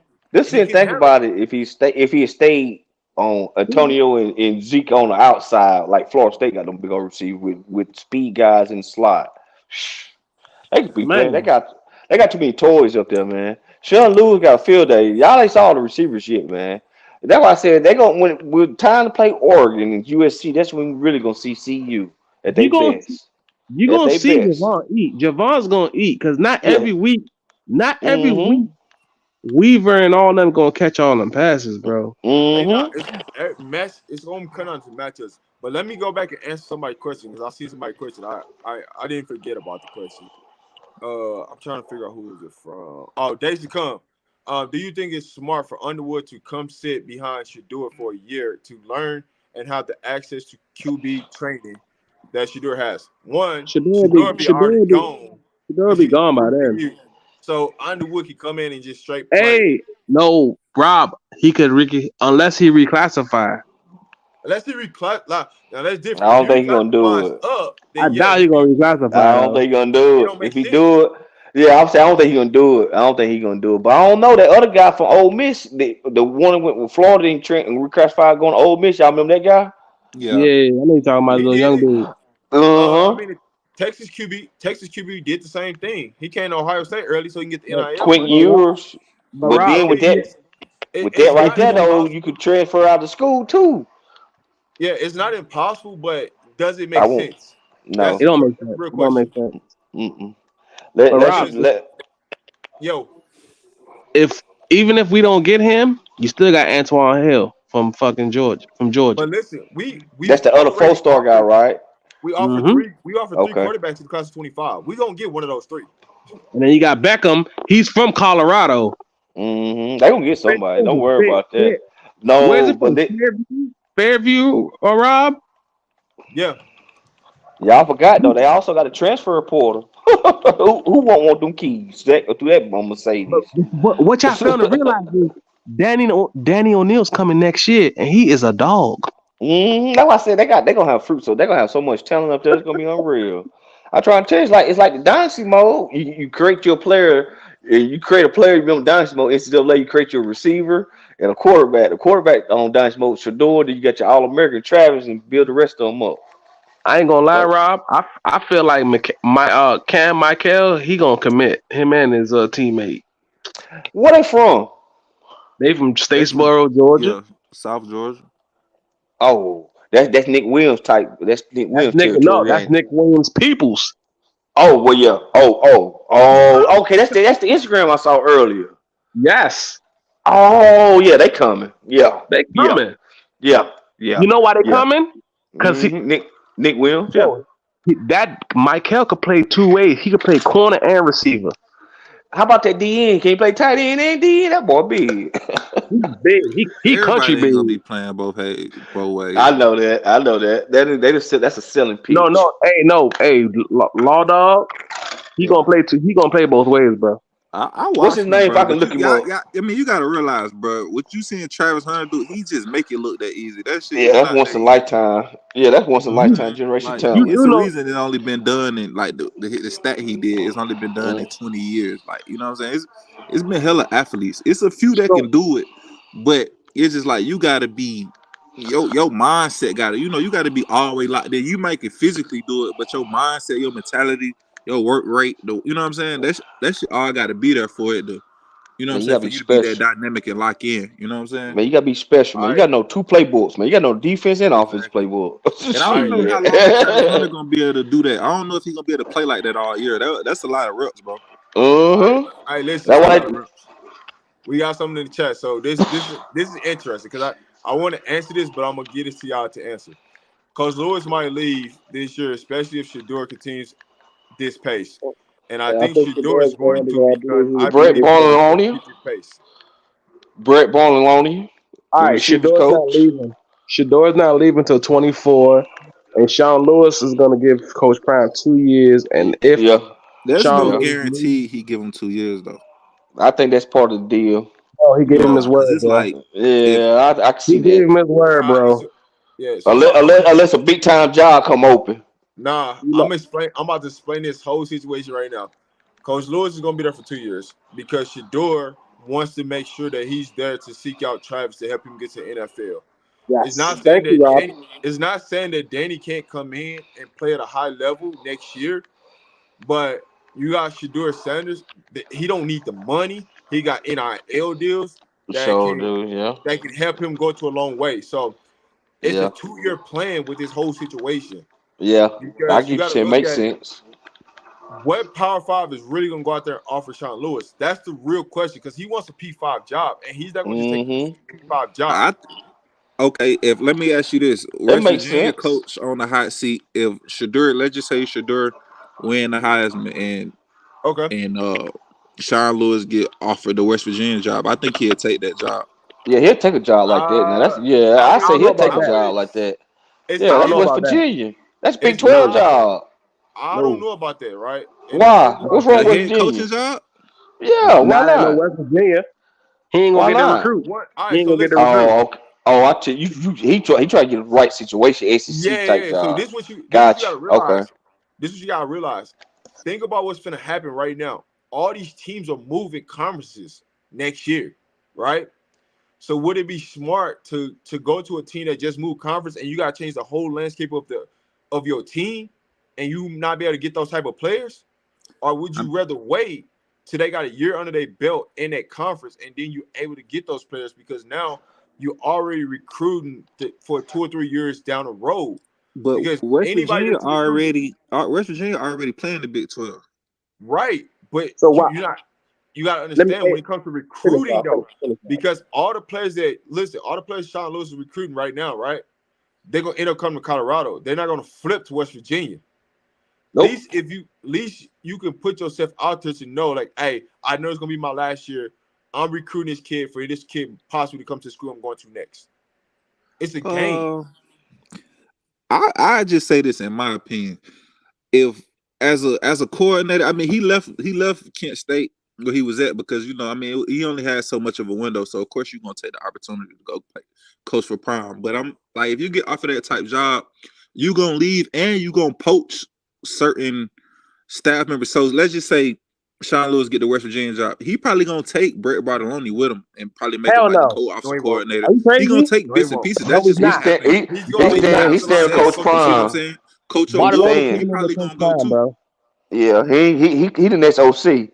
Bartoloni came in with Coach Prime, bro. Right. Yeah, the name of the college game is elevation, man. When you have success, he gonna be the OC for Coach Prime. Bartoloni was an OC at JSU, bro. Who? Yeah, he gonna be the receivers coach JC. Was the OC at JSU, bro. Right. So why would he Coach Prime to go with Sean Lewis? Yeah, he can make him an offensive coordinator. No, he can make him a co-offensive coordinator. No, you don't think Coach Prime gonna promote him? No. I mean, if he wanted to, he could have gave him the job now. You know what I'm saying? No. But I'm saying, but no, he don't want to give him no job right now. No, he don't want to give Brett Ron the job now. Like most people, you think people don't leave Alabama? You think people don't leave Georgia? They leave these places to go other places. Yeah, they do. They got to get their resume up on them. They got to get their resume. For instance, Sean Lewis, if Colorado gonna have good seats, they're gonna see can he do it next year. 2 years, like we said, 2 years. 2 years from now, yeah, he getting a job. He won't coach hard. He might be there longer though. You never know. I doubt it. If Shedeur put up no stats he putting up, let's just say Shedeur he win the Heisman, like whoever win it, they clean up with the few awards. They got a couple first team All-Americans. Somebody leaving that staff. Your staff don't stay the same when you have success. Okay, let's just say if Colorado go 10-2, that staff not gonna be the same. Listen, it's a 2-year plan. Somebody's gonna leave. That's just a given. What I'm saying with Sean Lewis came to Colorado for a reason. He was on a hot seat at Kent State. So would you rather stay at Kent State and lose, and you might not get this opportunity again, or go with Coach Prime, elevate yourself back to an OC, really learn what it is to really be a head coach, learn from Coach Prime, learn the tools and the resources that you can get from Coach Prime, and then go to your next stop and really have more success at a Power 5 level. So that's what I'm saying. It's going to be a 2-year plan, right? Could he leave after the end of the year? Yes, he could. I'm not saying he couldn't. I'm just saying they put a 2-year plan in place because of Shedeur and Travis. Coach Prime is not an idiot, and one thing for sure, he's looking out for Shedeur and Travis. Them the main 2 guys he's looking out for. It's a 2-year plan because he know he got Travis for 2 years. And that's the main reason why I don't see Shedeur Sanders going to the NFL. Not saying he can't, but I'm just looking at the big picture and reading between the lines. And also, when you start to look at how they recruiting and who they recruiting and what class they recruiting players at, it lines up who's going to stay and who they don't see being there. That's all you got to do is just pay attention to recruit, and it'll start to tell you a lot of things that's happening in Boulder. Hey, let me go back to what Law Dog was talking about with Sean Lewis going to West Virginia. It won't happen. Why it won't happen? He would have to recruit or try to keep up recruiting with Coach Prime in that Big 12. Ain't gonna happen. Man, Coach Prime's not gonna get all the recruits, bro. You know what I'm saying? He only gonna take so many anyway. You see what I'm saying? Like, who's coming to West Virginia though? Who's going to West Virginia, bro? Tell me. Anybody can go to West Virginia. First of all, what y'all gotta understand is this, bro. When you say who's going to West Virginia, you need a coach like this because he come from a notoriety program. So Sean Lewis could take the things he learned from Coach Prime and implement it into his system and do it how he wanted to do it. So some of the things that he was opposed to doing, as far as maybe having to open it up to the media, the camera, that Then you got NIL, man. You see what I'm saying? West Virginia gonna spend that money. People gonna spend that money to get who they want. That's the name of the game. You ain't see getting what no I'm saying? five. So You ain't getting no 5-star West Virginia, bro. I mean, it don't have to be a 5-star, bro, for it to be talented. You're But not if you getting look no in the 4-star. NFL, bro, You're not getting no most of the 4-star NFL West is not Virginia. 5 stars, bro. You're not. All right. You're not getting no 4-star West Virginia, bro. Yes, bro. Yes, you are. Yes, you You're can, bro. not. I live close to West Virginia, bro. I live in Maryland. You're not getting them. Bro, I came out of high school. I was down there, goddamn 4-star, bro. You want to look me up, bro? Like, I know the game, bro. West Virginia's on my trail heavy. Right, I understand that, but West Virginia ain't making no noise. So that's why you go get a coach from a program that's, you know what I'm saying, having success. It all depends on the success of the season Colorado have, bro. You see what I'm saying? So like they could easily go out there and lay an egg tomorrow, bro. Here's what I'll say. But you really think that's gonna happen now? Huh?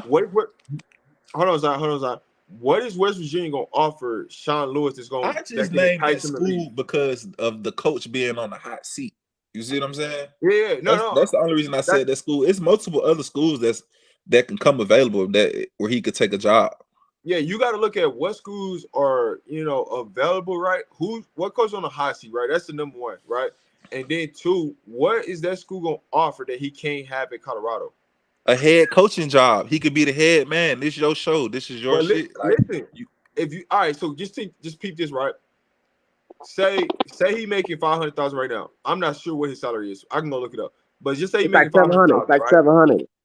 All right, so say 700, right? The head coaching position, they offer him 1.2 million. You don't think you gonna match that? I mean, they quite possibly could, but at the end of the day, I still want to be the head guy. At the end of the day, I understand, but is it gonna be worth the headache and all the things that you're gonna have to do to rebuild that program? Is it gonna be worth? That's a part of it. Any job you go get, the only reason the position is coming open is the coaches retire or he get fired. Look at CU. No, that's not always nobody. the case. None of us was no Colorado fans before Coach Prime got this job. Listen, but that's not always the case. There's coaches in the SEC that win and get fired. Like who? That's not always the case. Who win and get fired? Like who? Just look at LSU coach, right? Before Kelly got there, right? He won You talking about Orgeron? Yeah. He was losing though. He won that championship, and after that, the program went down. He got fired because of that sexual allegation. Okay, well, things like that, sexual allegations, coaching retire, or he not winning. That's the only way. And it's a what have you done for me lately, bro? They let him when they won that championship. 2020. It's 2023, bro. That's 2 years, bro. Bro, that's not long ago, bro. That's what I'm saying. When I'm telling you this, not always is a losing situation. Some schools will fire you because you're not winning enough. You can go win 8 games, and their schools firing coaches that's winning 8 games. Yeah, that's quite possible. I ain't saying you wrong on that at all. So on that point is opportunity gotta match what you want, what you desire, right? What I'm saying with Sean Lewis trying to go somewhere where he know he can get players in, because guess what? Sean Lewis is used to recruiting 3 stars, 2 stars, 1 stars. He wants to start recruiting 4 stars and 5 stars. So him being at Colorado is showing you that he can develop, and not only can he develop, that he can win with these high caliber players. Mm-hmm. So him having another year, and with Colorado bring in 4 or 5 stars at the wide receivers, the running backs positions, things like that, that's going to help him be able to recruit at a higher level when he go to these different schools. That's you might only got like maybe 10 4-star, 5-star players on Colorado roster. That's a stretch. Maybe closer to say about 12 to 15, because you got the freshmen that came in. But I'm not just talking about this year. I'm thinking about next year too, right? You gonna leave a situation where you finna have all these players come in. But Rob, say all right, Law Dog. Yep. Say Sean Lewis leave, right? Yeah. He recruited all them players. You think they gonna leave Coach Prime to go to West Virginia? No, bro, you can recruit. Man, listen, Coach Prime didn't get all the players out the transfer portal. He didn't get them all. You see what I'm saying? Some of the players that committed some of the players that committed to Coach Prime decommitted and went to other schools, bro. Just like Zico, he came and he left. You see what I'm saying? So it's quite possible that players may want to leave Colorado. Say Carmoni get upset and he ain't feel like he the 5-star. He might, you know, see what I'm saying? It's quite possible, bro. A person could leave a school. So I'm not saying it's about just what Coach Prime is recruiting. I'm saying that when the opportunity come, you take advantage of it. Hey, and if Colorado go 10-2, or let's just say they go to the playoffs, man, they gonna raid their staff. We need days to come. Let me answer this right quick. Go ahead, just a quick second. Hey, days to come. I'm not saying that stars matter. What I'm saying to you is people look at the caliber of players that you bring in and can you develop people? Because that's what's going to help you at your next stop. If people see that you can develop people and you can help produce them to get to the next level, it's going to give you a high percentage to be able to recruit them type of players at your next stop. That's all I'm saying. So when y'all look at Sean Lewis, I'm not saying that Sean Lewis can't recruit, because he can recruit, but if he has the opportunity to have a tremendous skill set of players at Colorado, and he can produce another year and show that it's not a one-year wonder, and he can produce it another year, then why not do it? Because that's going to help him get a bigger bag. Because at the end of the day, all these coaches are coaching for is to get to that next bag. At the end of the day, that's just what it is. That's just the business of it. That's a fact. Well said, Rob. Well said. Well said. Y'all can go ahead, man. I just have to address that because I keep seeing. You might well go ahead and put the next question up, bro. You know. Yeah. Nobody really got a question, but let me go back up and look at the chat. I got another question then for y'all. Y'all want to debate then? Okay, for sure. All right. Which transfer from CU grad transfer y'all think gonna have a bigger impact this season? Shane Coates or Cooper, or which one y'all like? Hey, hold on, Frankie. Hey, whoever just joined in, I know your thing says her, but it's me. Okay. It's April. It's Miss April. Somebody's background is coming off with like something loud in the background. It's not me. Okay. I'm not sure. But go ahead, Miss April. Welcome in. Go ahead. So I was just okay. So everybody was like, "Go April, you know, whatever." Let's focus on today. Today is today. Today is time. It's prime time. It's CU time. I mean, you know, we got a lot of predictions, right? You know, y'all think that the females and stuff don't be like, you know, hitting on it. We know the ones that came from JSU and followed Coach Prime when he left the bowl game and got on the plane and rocked out ever since December. We hear it.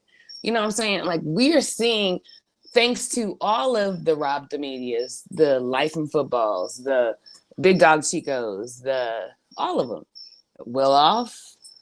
You know, today's the day. Today is show and prove day. So I just want to talk about that. Let's talk about what's going to happen today. Javon, based on his Instagram, he's not playing. I don't know what intel y'all got, but his Instagram, unless it's smoke and mirrors, you know. So what are we doing? You know, is the line good? Offensive line, defensive line. Coach Prime's ready. We got a lot of celebrities. Everybody's watching. All eyes are on CU. Can we just talk about that? That's all. I want to see what y'all predictions are. Who's going really get it in today? You know, this is the hype before the storm. So anyway, I'm done. So yeah, you right, Miss April. I'm here, baby. Yeah, there you go, Miss April. I want to know too, because I don't see. I had to get my little, you know, I had to get my confidence up. You know what I mean? But you know, here I am. What's up? Bunch of deep voices. And someone said, if you come with a deep voice, I'm definitely a woman. So say word. Hey, Miss April, you always welcome on the show. You know that. You always welcome. So anyway, any answers to my questions? Yes, I say 42-17. Oh shit. What? You think so? CU. You Yeah, think it's CU gonna? You think it's gonna be that deep? You think it's gonna? 42-17. Yeah, You they think gonna. it's gonna be that real? Yeah. Matt Rule, and see, I live in Carolina, so I live in North Carolina, so I'm not a fan of Matt Rule. So I'm from South Carolina. I'm from South Carolina, so well, I'm I not understand. from here. I'm a Texas girl. I'm a Cowboys. Well, I'm saying you fan. said North Carolina. Yeah, so I'm saying like with the Panthers, like so. Yeah, that's what I'm saying. I'm from South already. Yeah, he's a sucker. He's definitely a sucker. I would say I think it might. My thing is this. I don't like the new clock format they got. Like when you even when you watch the game on TV, it's so much commercials. Yeah. So the way I'm gonna say this. It's gonna be a little long with it, but just let me get it off. I think Colorado gonna have to play more of their depth because last week I didn't see some of the players I thought I was gonna see, especially around the D line. And I know they love to yell Shane Coates, but I don't really see that elite. He may be a good leader. I think he's just more or less like a do-right player that's accountable, and he gonna show up and he gonna work hard and he gonna give you that attitude and effort you need that you want. But I don't see him as being just super elite out there yet, because I just don't see it. Like even on the clips, but that might not be the whole picture. But I would say I know Nebraska's gonna run that ball because they got them big white boys on that O line, so they probably gonna try to drain the air out that ball and not let Shedeur and them get on the field. Now if they strike it up real quick and score real quick, I think it's gonna be a closer game than we may think in the first half, and then we may pull away. In the end, but we gotta kind of the defense gotta show up. We gotta force some turnovers, and we gotta just, like I say, I don't know. I feel like this is kind of like a trap game. We kind of gotta be weary, but the energy gonna be high, man. I ain't gonna lie. I'm excited, and I feel what you're saying. Like this is the calm before the storm. This is it. 100 years. What can I back up why I said 42-17? Yeah. Can I explain the reason why I said that? 42-17. A reason why I said that, like you said, it's gonna go back and forth the first quarter. They're gonna score, like you said, halftime. I see it being tight. I think, like you said, you gonna pull off in the second half. Reason why I said 42 because they're gonna you can strike fast. Nebraska can't. So they gonna try to do ball control. One mistake from Nebraska, game over. Game over. That's when the points gonna start coming up. Then the turnovers, the interception, the sacks and stuff. So that's how I got 42. That's how I got 42 because they're gonna have to try to come back from behind. And Sims not that quarterback. I saw him against Georgia Tech last year. He's not that quarterback. He'll throw interceptions and he just don't care. So that's why I say 42-17. He'll get that bitch up. Yeah, that's why I say 42-17. Turnovers. But just to piggyback on your Shane Coates is a leader and he's a dog. And in my opinion, he's going to be a future coach. In my opinion, I can see that too. He's gonna be somebody's coach in a Power 5. He just a good player coach right now to bridge that gap. Yeah, right. Yeah, I see what you're saying. He's fit the mold of what they want in a leader in the locker room, culture fit. Right. He's a grad transfer. Bring on McCrimmon. I'm waiting for McCrimmon. I'm gonna see what Jay McCrimmon's gonna do. I'm just waiting. April. Yes, sir. Okay. All right. I'm gonna give you my analogy. Jeff Sims is not that. Is this Zion 2215? Yeah. Yeah. All right. Jeff Sims is gonna throw a couple picks. Okay. And those Nebraska players are not adjusted to that thin air. Altitude. So that defense trying to keep up with that offense, that up-tempo fast offense, it's not gonna happen. Nope. I keep saying it, and I'm gonna keep beating a dead horse until I watch the Florida Utah game last week. The Florida players was gasping for air. Utah don't run an up-tempo offense. So can y'all imagine? Yeah. So that's why I say 42-17. What's your score? I just thought that was a little high. That's all. What's your score? What's your score, Zion? What's your score, Zion? They're gonna score in the 40s. Yeah, I say, you gonna score 40. I know they're gonna score 40. How many points Nebraska gonna score? I gave him 17. How many points you think? Nebraska is gonna score between. 20s. Listen, I don't know because if you could load the box and force Sims to throw, because remember he's not all he does is run. He was doing the same thing. Hold on. They got tape now. Now they Who? got tape. They have tape. But they They got don't. tape. They got a No, little they bit got of tape. film. They got film on the players that played. Remember, a This is lot of true. Yeah. people didn't Say play. word. You're And, right. and then see, you didn't really use too much offense. They just used a couple right. sets. They You're used four right. players. You're They right. used Yeah, they four ain't really. players. Yeah, they ain't really do too You're much to right. show too much. Yeah, don't overthink it. Don't You're right. overthink You're it. right. Don't overthink Look, it. I'm a fan now. Don't get it twisted. Yeah, I'm a sisterless yeah. fan over here. But I'm just trying to Okay. keep it tempo and keep it cute. You Yeah. know, let's Yeah. not overthink it. Let's not Yeah. overrun Don't it. overthink it. Yeah. It could be close because it was close last Nah. week. They Yeah, gonna no, cover it the was close spread last. though. No. Hey, I got it. It It really was was close not. last. Well, I It wasn't know, close but last week. It no. wasn't close. Nah, Well, it the really it was score definitely was. close. The It score was was. missed assignments and missed tackles. That's why it looked I closer than what it agree. was. I They agree. left. They left 20. Was it 21? Rob? 20. Yep, it was about 20 something They on the left field. almost 21 Yep. points on the board. You I mean, did. And that's You did. Nebraska should a not part of score the some late game though. points. Yeah, For part you of the to say game. Yeah. it wasn't Mm. close. It was close. They had to go for it on 4th and 2, bro, to win it, bro. Like it was a close game. But Law that damn, dog. but Law they got dog. that damn Travis Hunter, honey. They got that damn Travis That Hunter. game was not close, bro. Then what? Okay, The I Close, stand bro. corrected. I Yeah, mean, I'm just her, you know. So I'm Well, let just, me ask you a question. Why do you think it's gonna be close to her? I feel like there's a lot of pressure. There's a lot On of people who? against. Pressure on who? There's a lot On of who? people. They gonna come in. I think Matt On Rule. Shador? Shador been No, through no, this. no, no, no. I Go know ahead. that. He been through this since Truth and Trinity. I know this. I'm from Texas, actually, by the way. So I know a lot about Coach Prime. I used to wear a bandana around my head and say I was Deion Sanders' little sister. That's my age. You know what I'm saying? I'll be Yes, 50 ma'am. years. I'll be 50 years old in October, honey. Oh, You ain't yes, talking to ma'am. no little girl up here. But I'm saying that, yeah, I'm a fan. I just wanted to keep it like we did a whole lot of, you know, where's Sean Lewis gonna go and da da da. Let's keep it cute. I don't know what the score is gonna be. I know we gonna win. I know we're gonna dominate, and I know it's personal. I feel the same way. I just feel like they're gonna cover the spread though. Well, I would say you got your prediction store now. Hold up. Who gonna cover the spread? Colorado. They gonna win by more than the spread at like 3. That's 2.5 now. Oh, they gonna cover more than 3. Yeah, you're right. They Yeah, gonna cover more. it's 2.5 now. But I think it's gonna be close though. I just feel like it's gonna. I feel like See? not like. Look, I don't Who said that? Who's Nebraska talking? gonna Who's show talking? up, bro. Who's It's talking? That's Law Dog. Yeah. See, that's my boy right there. What's the score? Give me a prediction score. I don't know It's about gonna that. be more like it's gonna be like a 24-17. Like a 32-24, bro. It might be Yeah, like it's not gonna be that. Yeah, it's not gonna be that. I they don't may think get it's like a gonna late be. touchdown. Let Rob talk. Let Rob talk. Sorry. I ain't getting my prediction yet, right? And I don't like really giving score predictions, but I gotta say this. Nebraska gotta show me they can score more than 14 points.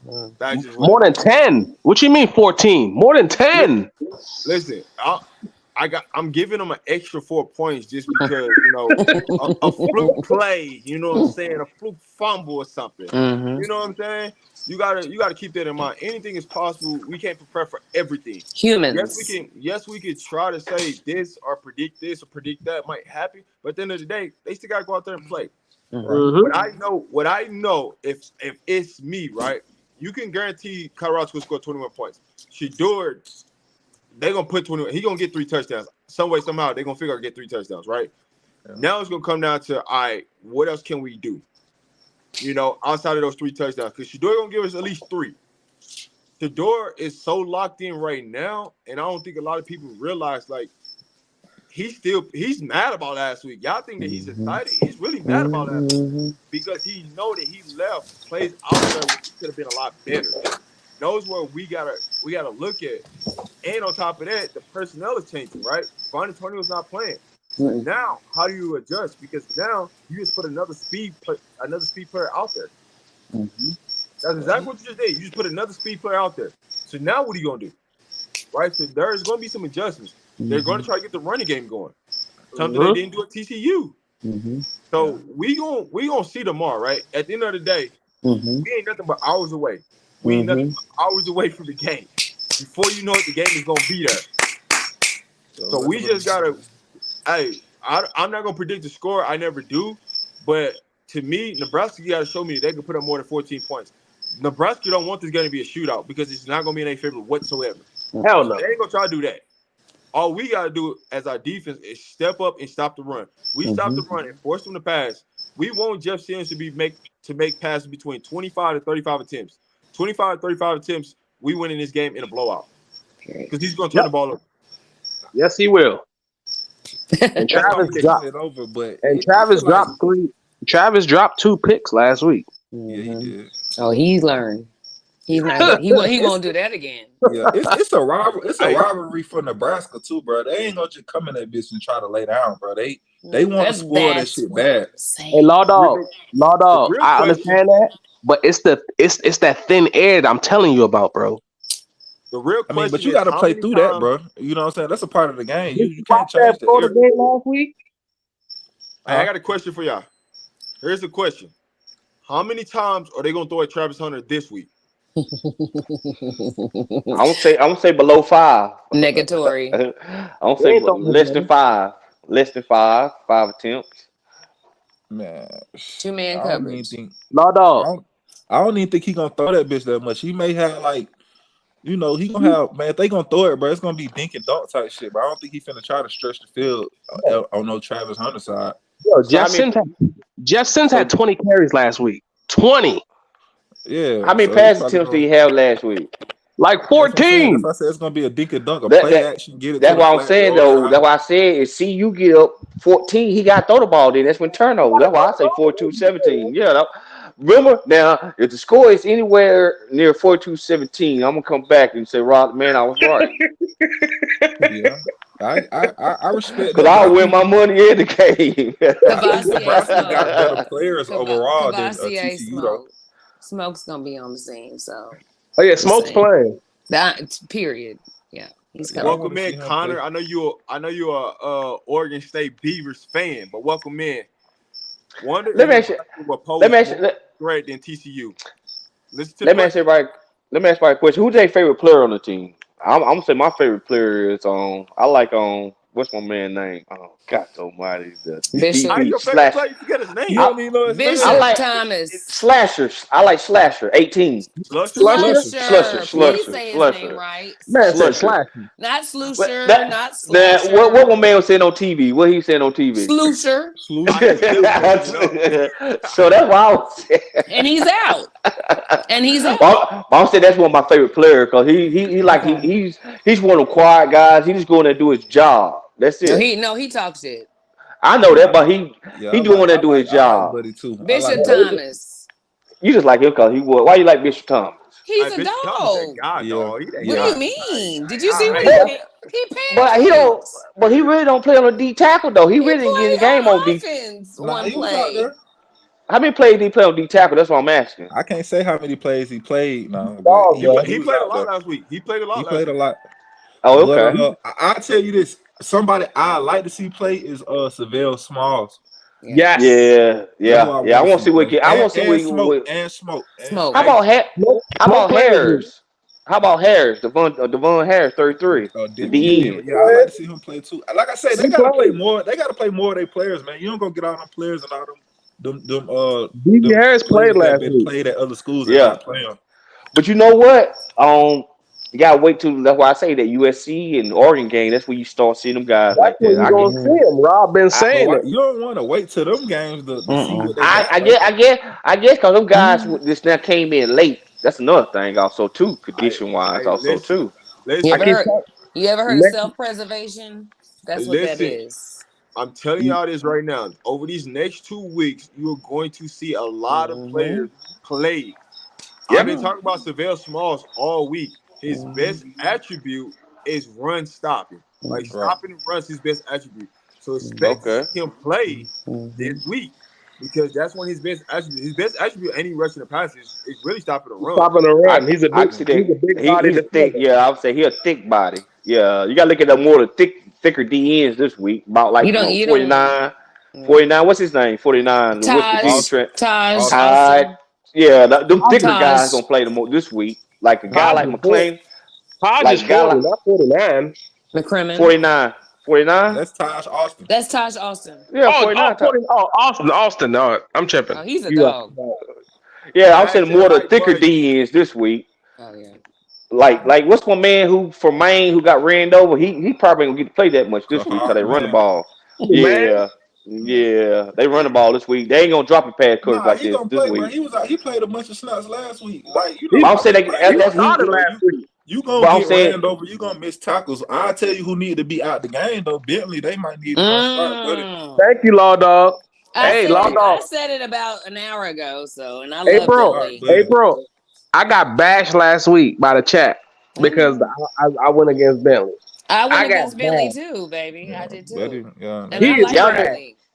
No, I'm saying y'all missed my point about this week. He not starting because they ain't really playing a passing team. So my man don't need to be out there. They need more of the run defensive ends. That's why I said they're gonna change your defensive ends. But he ain't short last week, man. He missing all them tackles.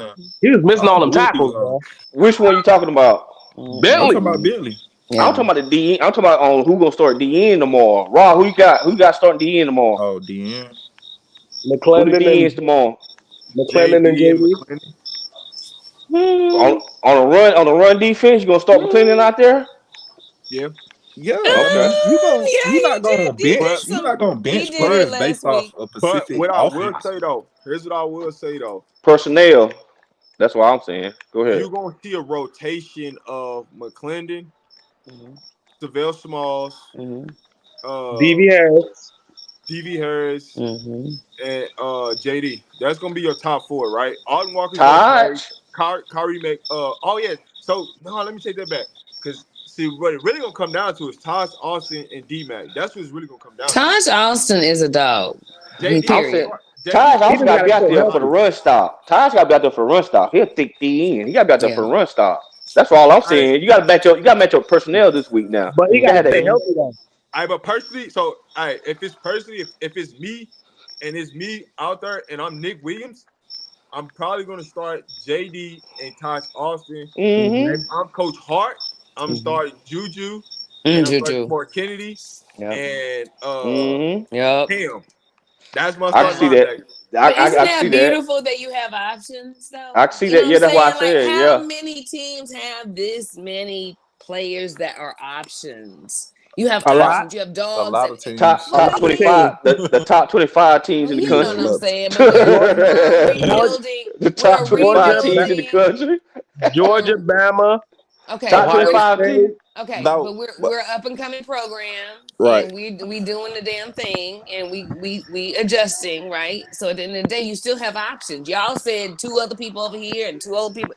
You have options. That's depth. That's what that is. And I'm gonna tell you this. After this, I'm probably gonna dip out. But I'm gonna say this. I love the rotational. It's like a tornado, honey. You don't know what's coming. It drop out the sky. You don't know what's coming. They say we coming. We say we here. No, they still coming. And I don't know. That's all I got. Anyway, thank you guys for having me. All right, April. Appreciate you. Hey, I'm gonna make this announcement before April leaves. Hey, if you're new to the channel, thank you for tuning into the channel. Make sure you hit that like button, smash that like button for your boy, man. Make sure you subscribe to the channel. Check out the videos on the channel. If you like to leave a small donation to the channel, it is up there on the ticker. It's Cash App $Rob the Man 10. You can feel free to donate to the channel if you like the content. If you want to tune in to the channel or you want to jump in on the conversation, feel free. Just click the link and you can come into the channel. Females are welcome too. Good night, guys. Definitely welcome. Good night. Peace. All right. Zion, who your favorite player is, Zion? I don't got a favorort, bro. I like that boy J5, man. I feel like he the energy, bro. J5, okay. Yeah.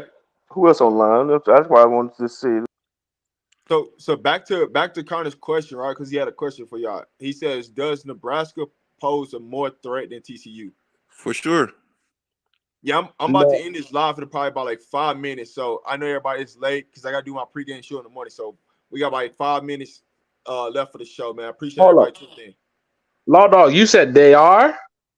Yeah, they got a better overall players. You know, Nebraska recruit real well. Like if you just look at the type of players they got up and down just by size and body type, they got way better players than what TCU has. why I would disagree. TCU ran the same kind of offense like CU, so that poses a more of a threat. That's why Well, you seen the back and forth. I'm talking about defensively for sure. No, I'm talking about team wise, scheme wise. TCU is a better team than Nebraska. My talent wise, TCU Talent-wise. lost a lot, bro. So talent wise, and I say that was a lot. That They was something lost I a was lot, preaching to my people. They lost a lot, but people still moving the goalposts like they wasn't like they brought back 9 starters from that defense last year, bro.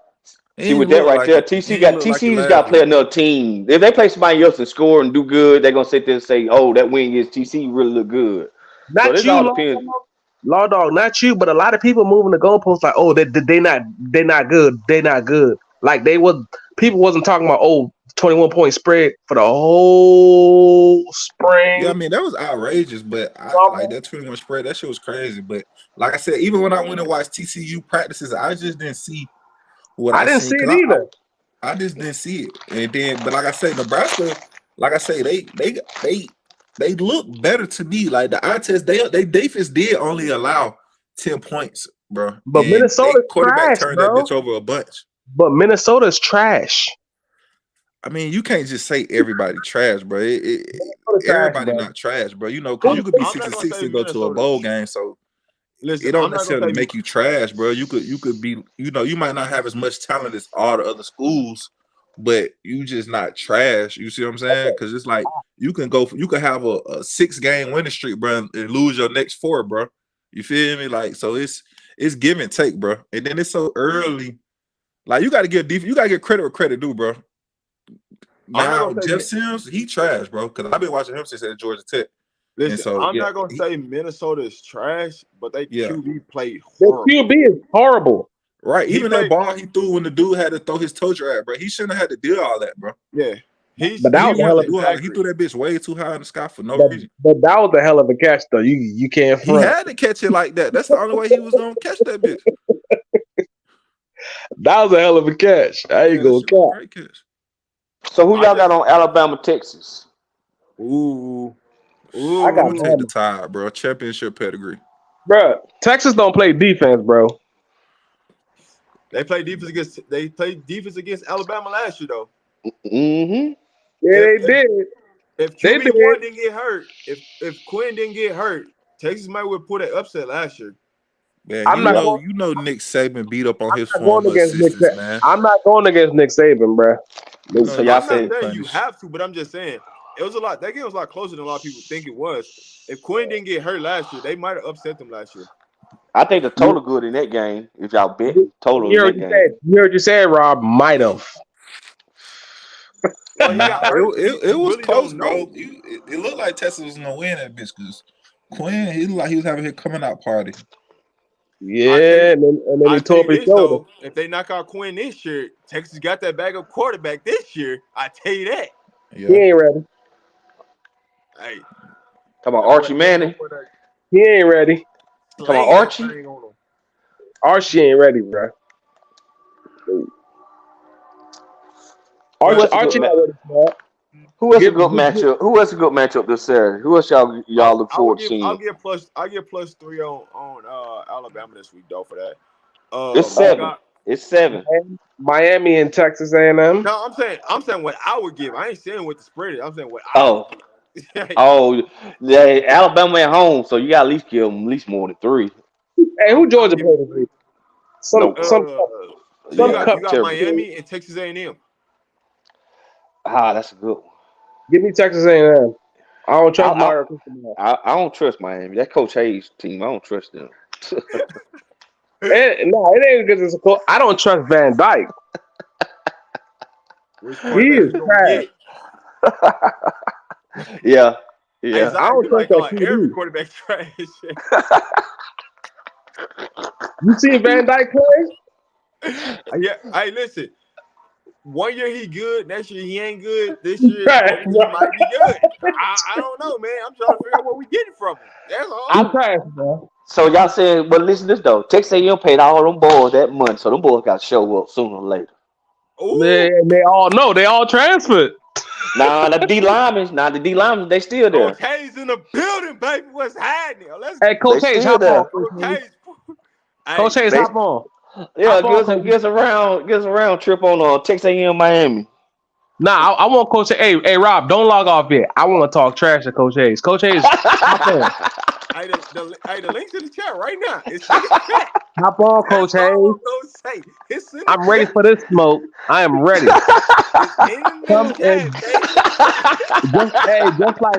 Just like Rock said, just bring it. Just bring it. Hey, Coach Hayes always wants to smoke, so hey. I know he wants to smoke. He a Florida boy. It's in the chat now. Coach Hayes a Florida boy. Oh boy, y'all boys. Hey, listen, y'all been waiting for Coach Hayes for a minute now. I have. He was a pure hater in so many ways, but I ain't gonna call him hater. I ain't gonna call him hater. Now he wasn't no hater, but he was like, I don't know, he would move the goalposts, and I don't know. I don't know. He's got his own little way. Now he no hater. He's a good comedian though, entertainment. He said give him 5 minutes. He said give him 5 minutes. He good entertainment though.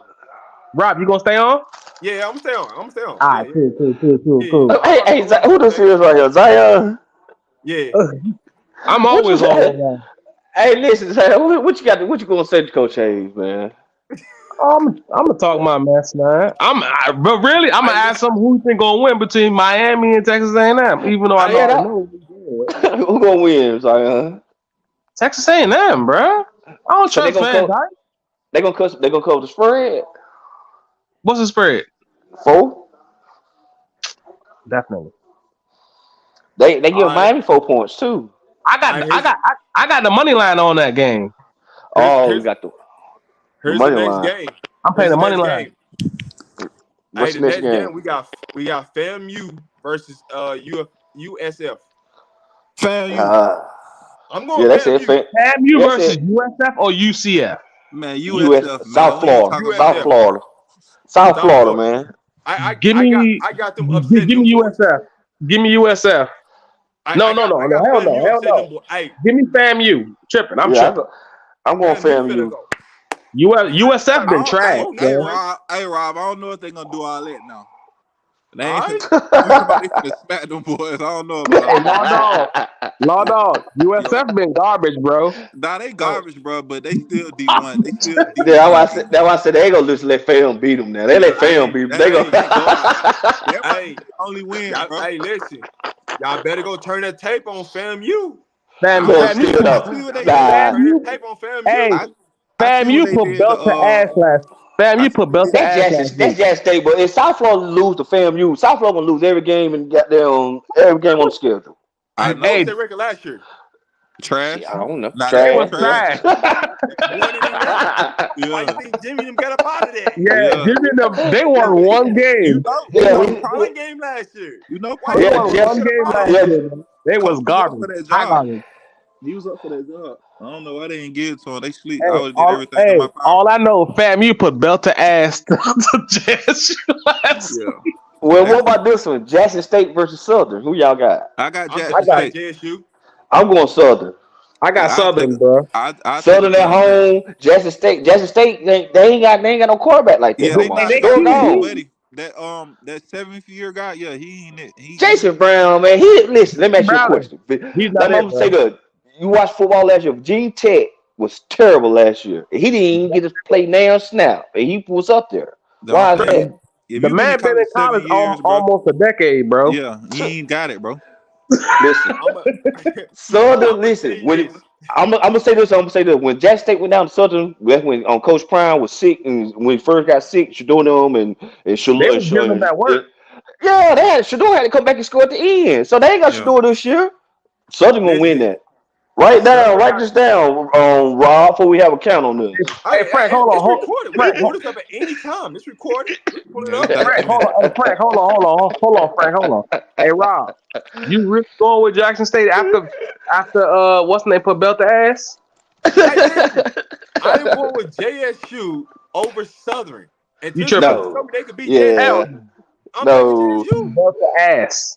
Yeah. We got Coach Hayes in the building. Yeah. Hey, Coach Hayes.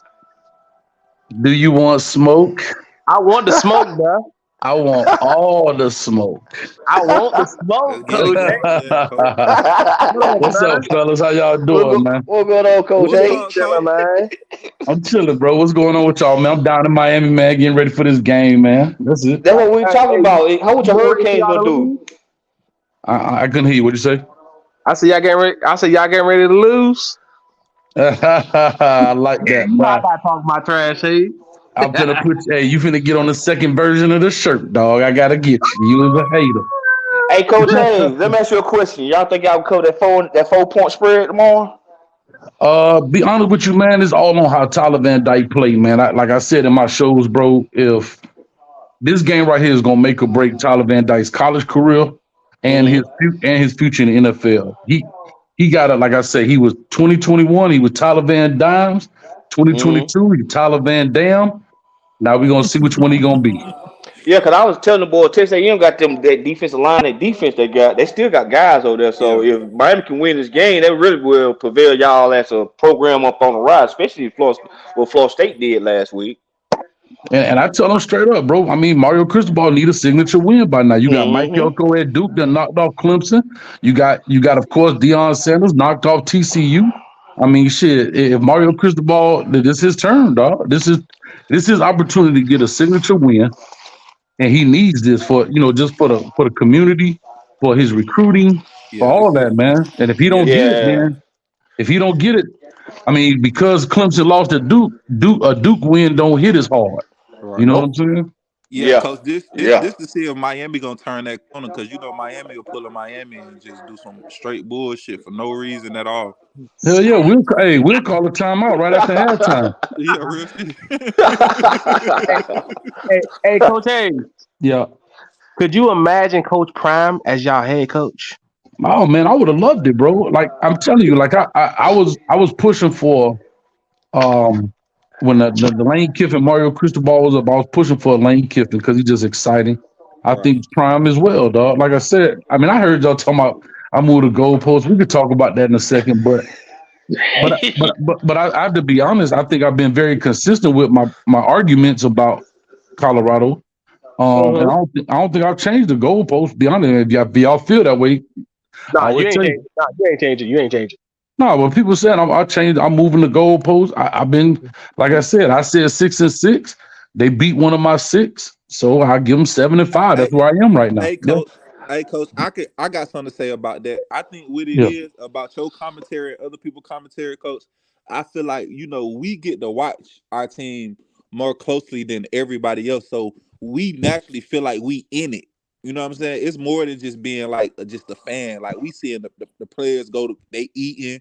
We see everything but them going to sleep, taking the piss and shit. Coach, you see what I'm saying? So a lot of these people is assessing it as if like they a family member, like an extended family member. You see what I'm saying? Yeah, I get it. With that, when you talk ball, most people don't understand it. They just understand they fandom.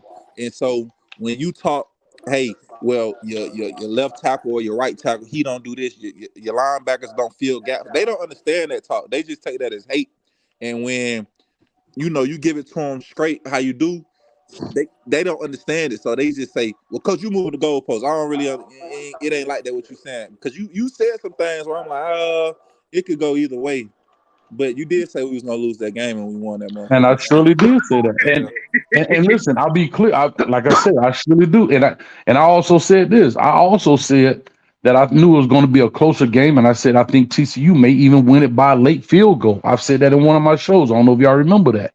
He did. You did. Yeah, hey, but I'm just saying. So I never thought it was going to be a 20-point blowout. I never said TCU was going to be blown out. I will say this now. I'm going to be very honest with you. If I was Sonny Dykes, I'd fire Kendall Brow's ass. Excuse me, Rob, my bad. I'll fire Kendall Brow's behind right there on the spot because, first of all, 2 things I thought they did that was catastrophic errors. One, you don't run the ball inside the 10 when you can run off tackle at will. Let's just call it what it is. And second is, you kept throwing the ball at number 12. What the hell is wrong with you? That's what it should have had 3 interceptions. Yo, I said that earlier. Like, so my thing is TCU not taking any credit from Colorado by no stretch of the imagination. But TCU left 17 points on the field, a missed field goal, Right. and two easy, I thought, run-ins, bro. Like the quarterback straight through that to Peter Willis. Travis. To Travis, not Travis. Travis made a play. Peter Woods. Trevor Woods, yes. Oh, I mean, and the thing is, but the thing is, I don't know if you saw the good, bad, and ugly, the breakdown I do. That's something I've been doing for years, dog, with the Canes. I do it now because I'm doing the Colorado stuff. Bro, it's a one high safety, but when he looked off, he never saw the reduction safety come down, and he turned and he saw the tight end, and he tried to gun it in there. And Trevor Woods made a hell of a play on the ball. Yeah, because he came out of nowhere. On TV, it looked like, you like, damn, where the hell he come from? Yeah, but if you look at the full play, it was a too high safety, but because he looked to his right, he never saw that safety reduced down. Right. So he's still thinking it was too high. So they did a great job disguising it. But from Kendall Brown's standpoint, man, you gotta smash that thing up in there, man. Dog, hey, bro, you just ran one for 95 yards down there. 95 yards. You ran. Bro, that's what Matt Rule gonna do. He's gonna try to go straight power off tackle. I don't know about that. Hey, Coach, you don't understand, right? If you killing Colorado running the ball up the middle, and you see that the linebackers can't handle it and they don't want this smoke, why would you keep running? That's kind of like this. Again, that's why I say you take Kendall Browse behind the bleachers and you beat the bottom of his feet. That's what it is, dog. You beat that, like what I'm saying. But that's why I do like when I watch the games and stuff. And so some of the members get a chance to watch the game.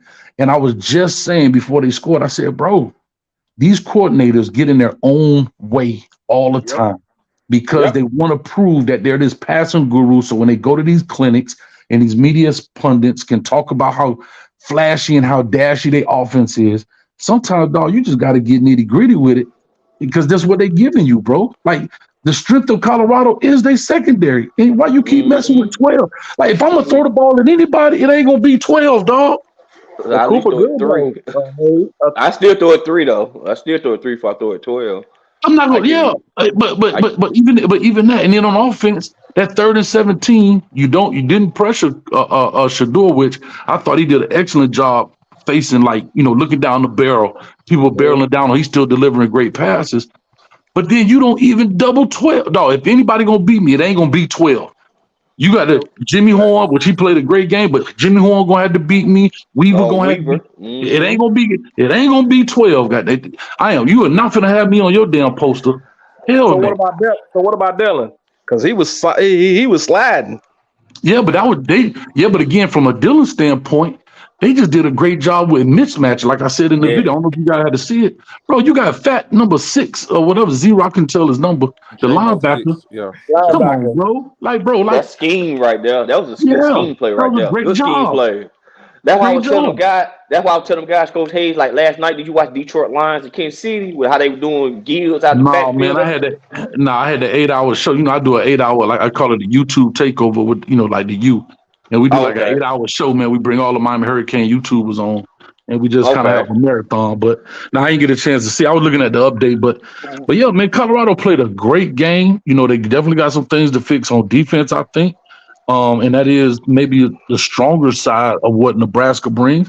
I think Jeff Sims is a liability by all stretch. If he ever throw the ball, you better clinch your seat because you might, that dude, and I've been watching him since Georgia Tech. We play Georgia Tech all the time. That dude, he's god awful, bro. I don't even know why Matt Rule took him. And I hate to talk like that about players. That's why I was telling them, Coach. I was like, for instance, if CU get up by 14, make him throw the ball, the game gonna be over. I told him, I picked the store. I said it's gonna be 42-17. I'm just thinking that 42-17. What you think, Coach? What's your score prediction for Nebraska, Colorado? Yeah. Hey, Coach Hayes, forget. Hey, you gotta remember also that thin air. Give us prediction. Let's get Coach Hayes prediction. Yeah. Let me see a prediction. I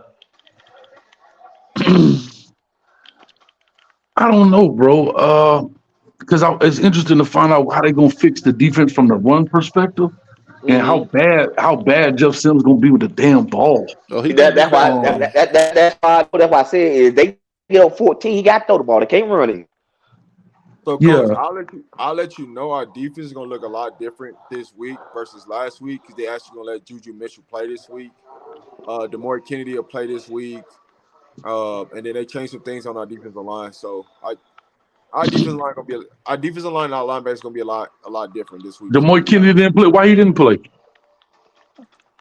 I don't think he's ready. He wasn't ready, Coach. He ain't ready, Coach. He ain't ready. I just thought he was a dog. Shit, my bad. How you don't beat out Bentley? He ain't ready. He ain't ready, man. He ain't ready. It was not. He didn't beat out Bentley. That is not the reason why he hold up now. Can I just say something? And I can't call none of y'all, but that sounds like some goalposts moving up. Because when I just asked a simple question about why he a dog, everybody called me a hater. I just asked. Hold on. We see you, fan. We see you, fan. We can talk that amongst ourselves, man. I said he wasn't ready, Coach. He ain't ready, Coach. I know he's coming off an injury, Rob, but at the end of the day, bro, his injury was, I think, before Alto's previous injury. So I think. All I heard was, man, he's 6'3", he run a 4.3, he blitzing, and I'm cool with that. But these are the things that people deem me as a hater because again, I told you I ask questions because I don't know something. I didn't know anything about Demore Kennedy. So for people who follow that stuff closely, when I ask the questions I got, man, he gonna make all the plays, all of this. Now I'm hearing he wasn't ready. Coach, he gonna be more fit in the USC Oregon game. That gonna be more his style of offense play. Well, I'll be at the USC game. You'll see him. You got to think about it. He's not really that physical linebacker. Billy gonna have to play his ball. Billy gonna play this week. This run. Billy gonna ride that bench. Billy, I bet y'all. I put money on y'all. Won't bet me right. Y'all won't bet me right now. Billy's starting. I'm telling you, he's starting. You tripping? All right, y'all bet $5. $5 in. $5. Billy is not starting. All right, but man, he going to start. Hold up, can I ask y'all something? Because I'm like oxygen. Hey, boy, I'm like oxygen, boy. I'm everywhere and nowhere at the same time. Y'all talking that, and y'all see them eyes pop up, boy. I'm everywhere. Huh? Hey, Coach, I got a question for you, though. I need that smoke. I want smoke. For you. Looking at Miami, right? Looking at Miami, right? What are you expecting out of your offensive line, knowing that he's going to start that true freshman at right tackle this week? What are you ready out the offensive line? He ready. Okay. He balling. What you talking about? Come on, dog. I'm just asking. No, I'm just talking shit. I'm just talking shit, dog. No, I'll give you a legitimate answer. I will give you. I'm just talking like I'll give you legit. Like, to be honest with you, the right tackle, he's got some skill, bro. Like, you know what I mean? I think just a little bit of lack of experience. He should be going up against Shamar Stewart, who's a hometown kid. He's from Miami. Okay, that's the guy. Texas A&M, right though. That's the screen. That's your correct. I didn't hear your phone. It broke up. What'd you say? I said that's one of the freshmen, one of D line freshmen from last year. He's still there, ain't he? Shamar, right? That's one that's been like the number one. Shamar Stewart was the kid. Remember, he was the one who he almost picked Miami, and then he ended up going to Texas A&M and all of that stuff. That's him. Which one of them D line left? Which one of them freshmen left last year? Man, it was a bunch of them. Man, you had like Denver Harris. You talking about from Texas A&M? Yeah. One of the boys that it was. I know they had 7 of them they recruited. How many still there? Bunch of them. How many still there? Them like that. I don't know them like that, but I just know that a lot of them left. Only like 3 of them that's left, but majority of them left. Okay. Yeah. So is they D line gonna give y'all problems, or are you afraid of they D line? What's one of the weak points on Texas A&M defense? I'm gonna be honest, man. It ain't them. I'm more worried about how Tyler Van Dyke is gonna play. It's not. It's not. I don't think it's them. It's us. It's us. Okay. I think it's more of they're gonna bring some pressure. They're gonna do those things. They're gonna do what they're supposed to do. And I just think it's more from an offensive standpoint. It's all on how number 9 plays, right? Mm-hmm. And then on a defensive standpoint, we can't let Evan Stewart and Anaya Smith beat us. It's just that simple, dog. I got on Smith is on Evans, the receiver. Smith, the running back.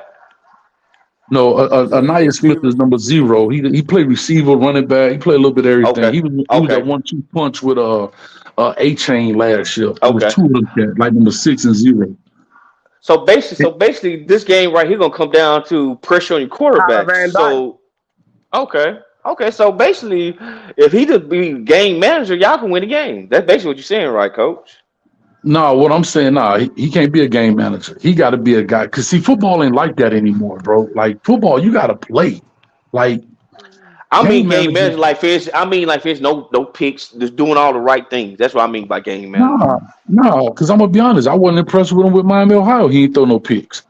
Nope. It's just the fact game management to me is like, yeah, you let everybody else. But we don't have, to be honest with you, we don't have game changers right now. We don't have difference makers. We got a bunch of good players, but we don't have one dude on our field that I feel personally that when he get the ball in his hand, you like, oh shit, touchdown. Yeah.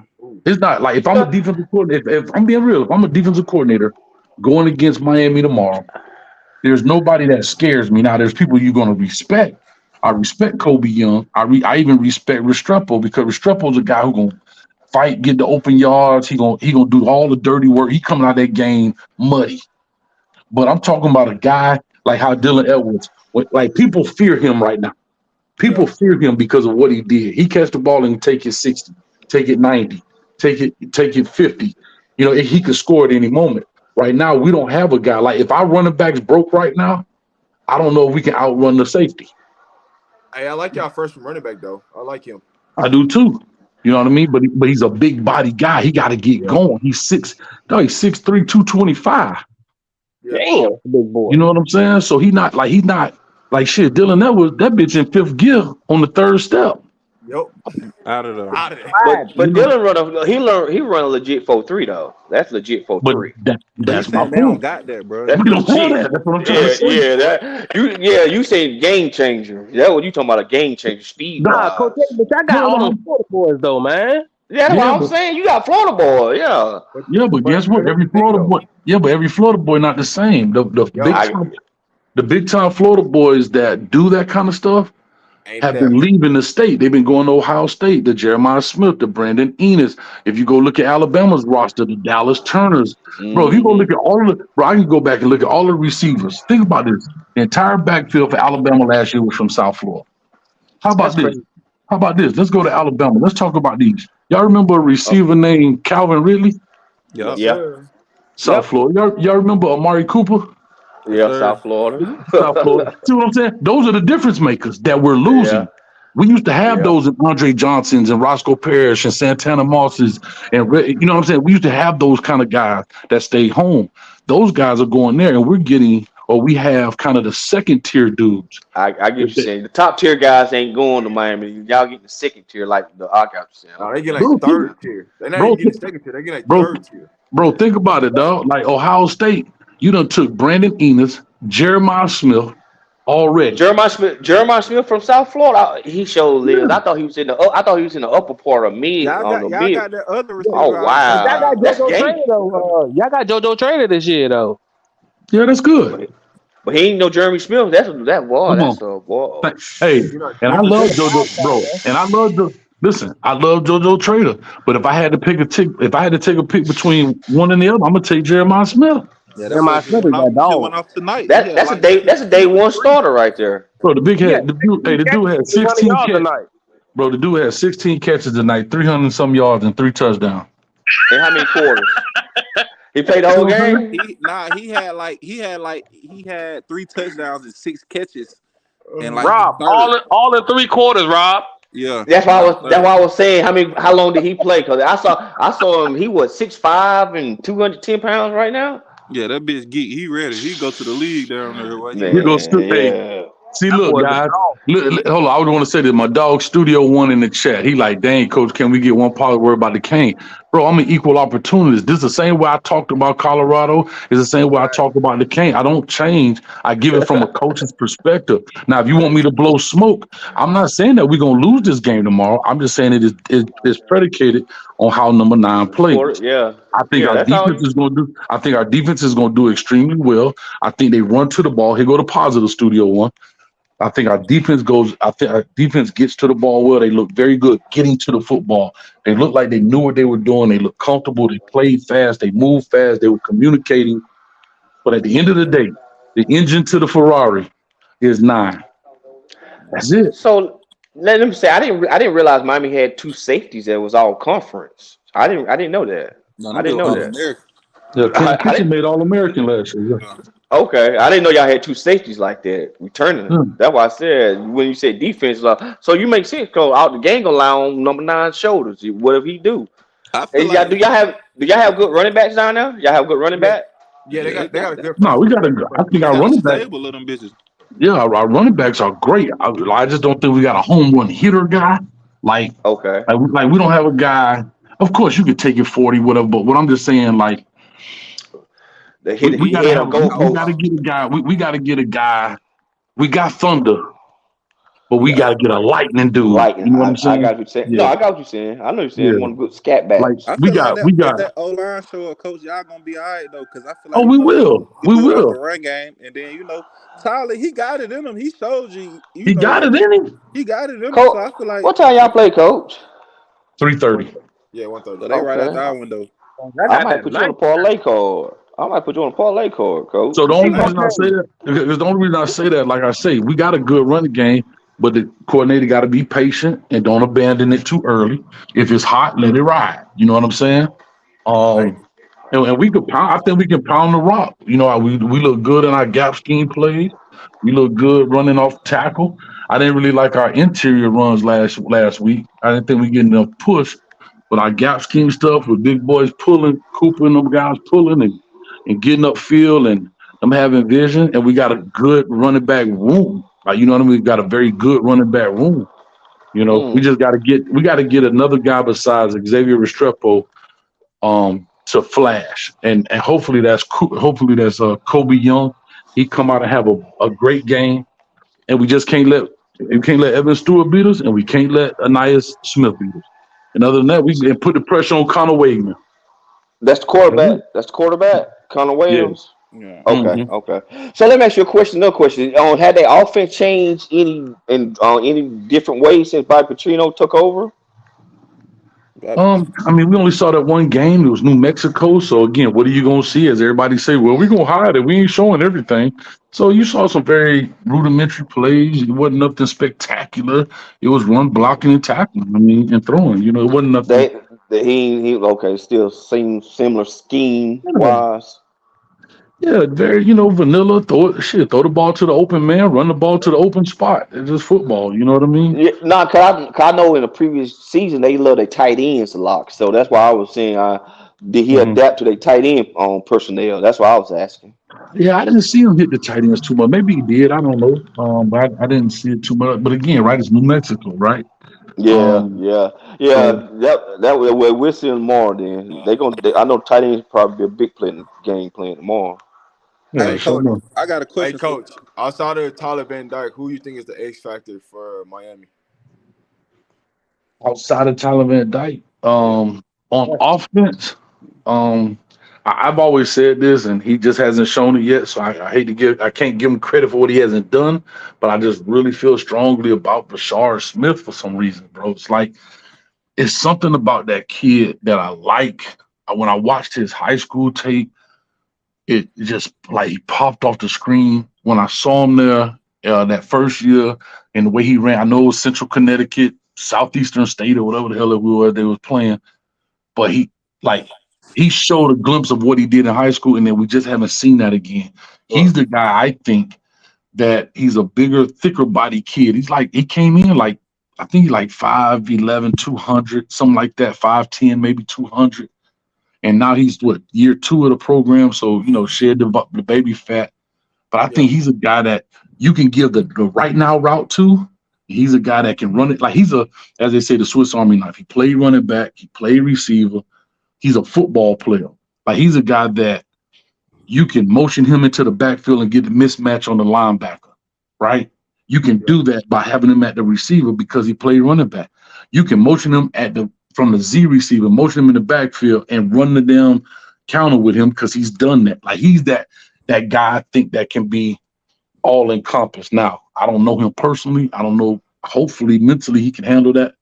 But I think he's that kind of guy. But to give it to the guys that's on the field, I think Kobe Young could probably really open this thing up and stretch it out. He's 6'5" dude, man. I think 6'4", 6'5", something like that. Yeah. Okay. Yeah. All right. Hey, Who's your Cole, let me defense? ask you this. So you had us going 6-6 on the season. I kind of agree with you on that, but you also had us losing that TCU game. So That's with correct. that being said, that'll put us at 7-6 per your prediction. But what I would like to ask you is, not overlooking this game, but let's just say we win it. What chances do you give us competing with the USCs and the Oregon?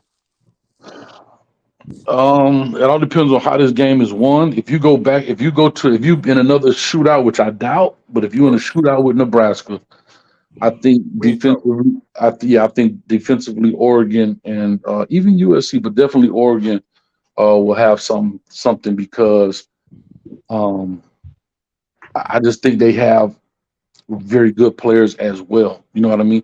I think the dude told me but TCU had 22 missed tackles. Then the old guy say that, like, man, we had 22 missed tackles. We made our defensive coordinator look bad. We had so many missed assignments. You can't win a game with 22 missed tackles, bro. Right. Nah. Yeah. So I would say Charles Kelly, he caught a good game. It's just players, a lot of missed assignments, and it was a lot of missed tackles. But it's no excuse, right? You got to go into the lab and you got to fix those things. And I think, this week with some of our players getting healthy and them allowing them to play, or some of the people that came in late to the program are going to play this week, is going to help a lot. So, Yeah, we're going to see. No, I agree, man. Like I say, I'm here for it. And I've always said this. I do want to see Coach Prime be successful. I really do, man. I just asked questions about things that needed to be answered, and no one really knew any answers. Let's be real. We all went on fandom or we went on opinion. Nobody really had answers to any questions, because if this flips the other way for whatever reason, I know I'm just talking, whatever, but if they ran that ball 2 times and they up two touchdowns, now what's the conversation like? shit, they gonna go down there and answer them 2 touchdowns like they did all game. Yes, they did. Hey, They weren't going to stop Shador. They weren't going to stop Shador. I'm not saying it wasn't, but remember, they did go back down and score. The problem is, but TCU didn't score, and they came back and scored when they gave the ball up. That's the problem. But CU left points on the board too, though. The blocked field goal. No, CU left touchdown by points on the Travis. board. Travis dropped a couple touchdowns. Yeah. You talking about? Yeah, but that was a hard, bro. They talking about that long throw. I mean, that wasn't like he just hit him in the hands and he dropped it. Like, that was, you talking about some acrobatic Superman type shit he had to do to catch that ball, Man, bro. we got Superman. That's him. That's him. Okay. That's him. Yeah, but what I'm saying, you can't fault him for what I'm saying, if that's him, you can't. I get what y'all saying, but you also can't fault him for doing it. You know what I'm saying? Yeah, Now, if he hit him square in the hands, you can fault the man. But damn, if I'm diving out about to catch a calf cramp. He actually caught it though. The ground really made him. The ground, the ground bounced out. Yeah, because he was stretched out. Like those, and then like the great play, like I even put on the good bad ugly, even though they call it incomplete. Bro, the concentration to catch that ball up against that dude on the end zone. How the fuck he caught that? Yeah, I mean he stepped out, but we talking about inches, right? I mean it's just like when Dylan Edwards fumbled. If his arm was 2 inches to the left, he would have missed his ankle and he would have been down and boom. You know what I'm saying? Yep. Hey, Coach Hayes, I got a quick question for you, because me and Rod and Man get this question every day. You a Florida boy. Why do people keep asking about Cormani not getting in the game, and he just got on campus not even 2 months ago? Okay, I want to be very honest. You know why people are asking that? Because the same people, when I asked the question, or even when Rob, got to give Rob his credit, asked the question, we deemed as haters. Just like people would say, well, why would he go to that school and not be a starter? Why would he go to that school and not play? Because it doesn't always work that way, bro. Like, and so that's why. So now, and this is what happened. This is a prime example. People didn't want to hear this from me, but this is a prime example of when I said I was trying to temper expectations, because when your expectations are not met, now you do what? Now you start to question. So when everybody's saying Kamani should be playing, Kamani gonna be starting, Kamani gonna be doing it, and he doesn't, now guess what? You're not gonna take the blame for your opinion. You want to blame somebody else. And that's what happened. And that's what happened right now. And now here's what you're starting to hear. Well, he's only been there 2 weeks. And that's what people are starting to use as an excuse, which technically that's the truth. He's got a lot to learn to play major college football, and you only been there 2 weeks, bro. But when I said that 2 weeks ago, I'm a hater. Hey. I would say he got to learn physically and mentally, Coach. You're right, Coach. You got to sit and think about it. Cooper been playing for this is 4th year in school. Well, I'm saying he been playing for a year, so he had a mindset. He been in the fire. He been at Florida State, so he been in the fire. He got experience in the first game of the season. Like I told y'all earlier, if Kamani got in that game, they were gonna throw right at him every play. And if Kamani would have got in, if I guarantee if there was a significant lead, Kamani would have got in. But it wasn't. The game was too close. You had to fight, and your guys were playing good. Why take a guy out that's playing good for a guy that you're not really sure of right now? And it's a lot, and people don't realize how much it is to learn, dog. Why do you think they get these kids going to school in January now? Because remember, back in our day, if you got grade in your bid, you was happy to go to summer B because you knew you wasn't playing your first year. And then they got the iPads now. They got the huddle with the iPads now. You got to break down the films, all the plays now they give you now. You got to learn. Yeah, it's a lot more now. It's a lot more. A lot to it, man. Hey, Coach, so I posed this question, right, because I kept getting this about the Kamani. I said, so what happens if Kamani would have went to the University of Miami and the same situation would have happened? What would you hear? I would have heard the same shit. I would have heard, like, for example, a lot. Well, I have to say, let me go back now. Let me rewind that. I don't think Hurricane fans are that much. I think they would have wanted a showing. If I would say we took that same game, I think Hurricane fans would have wanted to see him play being up 38-3 or whatever it is. But if it was a dog fight and he didn't play, I think people have a better understanding. I think because we already had some guys in line, like the Brown brothers, and we got a couple other people. But people question Daryl Porter starting out there. It was Miami, Ohio. Now we need to give up a touchdown. Like, you're never gonna satisfy everybody, bro. Like that's the unfortunate thing about this. And people are so caught up in their own opinion, which is cool, but they also don't want to hear anything else. Yeah. And that's where that's where the disconnect comes. Like here's a perfect example. I don't know if y'all remember the last show. I was talking about distractions, right? Yeah. Y'all remember this show? I was talking about distractions, and I clearly brought up and I said, "Hey, man, I remember state championship game. One of the biggest distractions, our kids kept looking at the jumbotron, and I'm trying to get plays in because it was a big stage for them." Well, somebody puts on my comment, "You're the same guy who said the Buffaloes were going to be looking at the jumbotron." No, I didn't. Slap your damn self. That's clearly not what I said. But they want to hear what they want to hear. Yeah. You understand? And like, what do I look like? They're going to know. That's not. I was talking about when you go to a big stage and distractions, and that's one thing. I really believe that's why Colorado truly, really won that game, because Coach Prime did an excellent job keeping them focused, in line. However he did it, through his methods, his philosophy, all of that stuff of whatever he does and instilling stuff, the stage wasn't too big for them, bro. And I thought he did an excellent job as a coach with that, man. And that's kind of, plays in the part of this week against Nebraska. Coach Prime them got them so locked in. He got them away from everybody. He don't care if it's family, friends, whoever it is. Like, you ain't coming around the team. And so that's why, people were looking at it, it's like, man, Colorado not going to be focused because of the TCU and all this. And it's like, man, y'all don't understand what Coach Prime really do behind the scenes and how he gets his team motivated. And he uses any and everything to motivate him. He got the receipts. You think he ain't telling the team everything that's going on? You think that they ain't really focused? You think they ain't trying to make sure that they don't get those distractions? Because they know. Everybody trying to give them distraction about Kamani. That's why everybody keeps talking about it. Because they're trying to create a distraction. And then the media going to create another narrative. So it's like, we just got to – and that's why, when day one, when I came on your show, and we did the depth and we started talking about corners, and everybody thought I was crazy, delusional. Didn't know what I was talking about. Shouldn't be talking about football. I'm like, all right, you ain't got to listen to me. And Rob, the thing is, too, but here's the thing, too, Rob. What people don't realize is when we say stuff, it's not about me being right or wrong. These are possibilities. That's all we're talking about. We're talking about if you look at things over time, you understand what I'm saying? And you say to yourself, there's a reason why so many true freshmen don't play right away. There's a reason, bro. Yeah. You know, now you're starting to see more true freshmen play because these kids are so athletic and they're so gifted. They got so much training. You know, football is damn near year round now. But like I said, bro, think about it. If anybody in here played college ball, how many true freshmen you saw go out there and start? I played college ball, I coach. played college ball. I started true freshman. Well, it was D2 ball though. Yeah. But you was, guess what? But regardless, at that level, then you was probably the baddest motherfucker on the team. Yeah.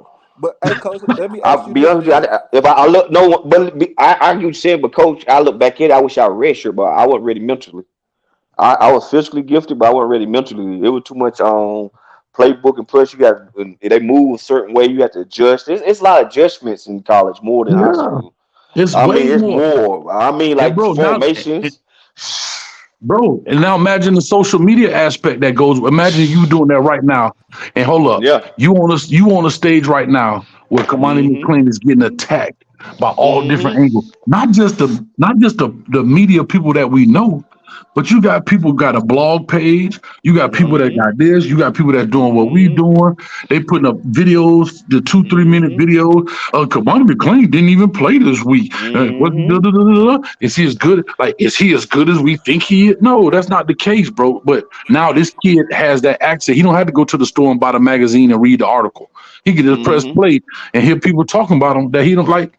You know what I'm saying? But the best thing about it though, his mama came out and said, "No, he's fine where he at." She stopped all the critics and everything, all the rumors and all that. That's the best. That was a good thing about that situation. Mom said he's fine where he at, and plus, you know, Coach Prime probably already told her he ain't even finna just rush him out there like that. It's a process. I mean, it's game one, man. You got to play 3 or 4 years before you even go to the league anyway. So you can have one good year and go to the league. But Coach, I want to ask you this: you said you had a lot of questions that was unanswered about Colorado before we actually played this game. Did a few of the questions get answered, or do you still got any questions about the team now? Yeah, I still got some questions from the defensive side, guys. I'm gonna step in the elevator. If I lose y'all, it'll take me 2 seconds, but I'll talk. Let me know if I lose you. Real quick. I'm sorry, give me 1 second. So real quick, I had questions. Some of them answered. Like I say, Shedeur came out. And he was the person. And see, what Shedeur did is exactly what, when I asked the questions, that's the answers I was looking for. Like, man, the kid is poised, this, that, and the other. But just vague statements. Can y'all hear me? Yeah, we can hear you. Yeah, we can hear you. Step out right now because I have to be tripping. He's a dog. He's a dog, baby. Those vague, like those, like vagueness. When you're doing shows like this, bro, you got to create conversation, right? Yeah. Like, and there's nothing wrong with having conversation in this and third, and that's what really is all about. And so, Shedeur, I thought, like I say, they call him grown. With them, he's grown, amen, bro. And I love the way he looked in the pocket when they hit him. Man, buddy popped straight back up, like, yeah, I'm here. Like it wasn't nothing. I loved it. He wasn't overly emotional. He wasn't under emotional. Like, you know what I mean? When they scored, he was happy. I love to see the way him and his dad embraced. Like, you know what I mean? Like, I love to see that part, Hey, Coach, that's something what I was funny game. It's still something left to be desired. I mean, you put a 5'10", which is great, but you can't win ball games. Let me go back. You can win battles, but you can't win wars with 50 yards rushing. I agree. You have to establish. You have to run. You have to establish the run. You want to know why? And then go off the run with the play action.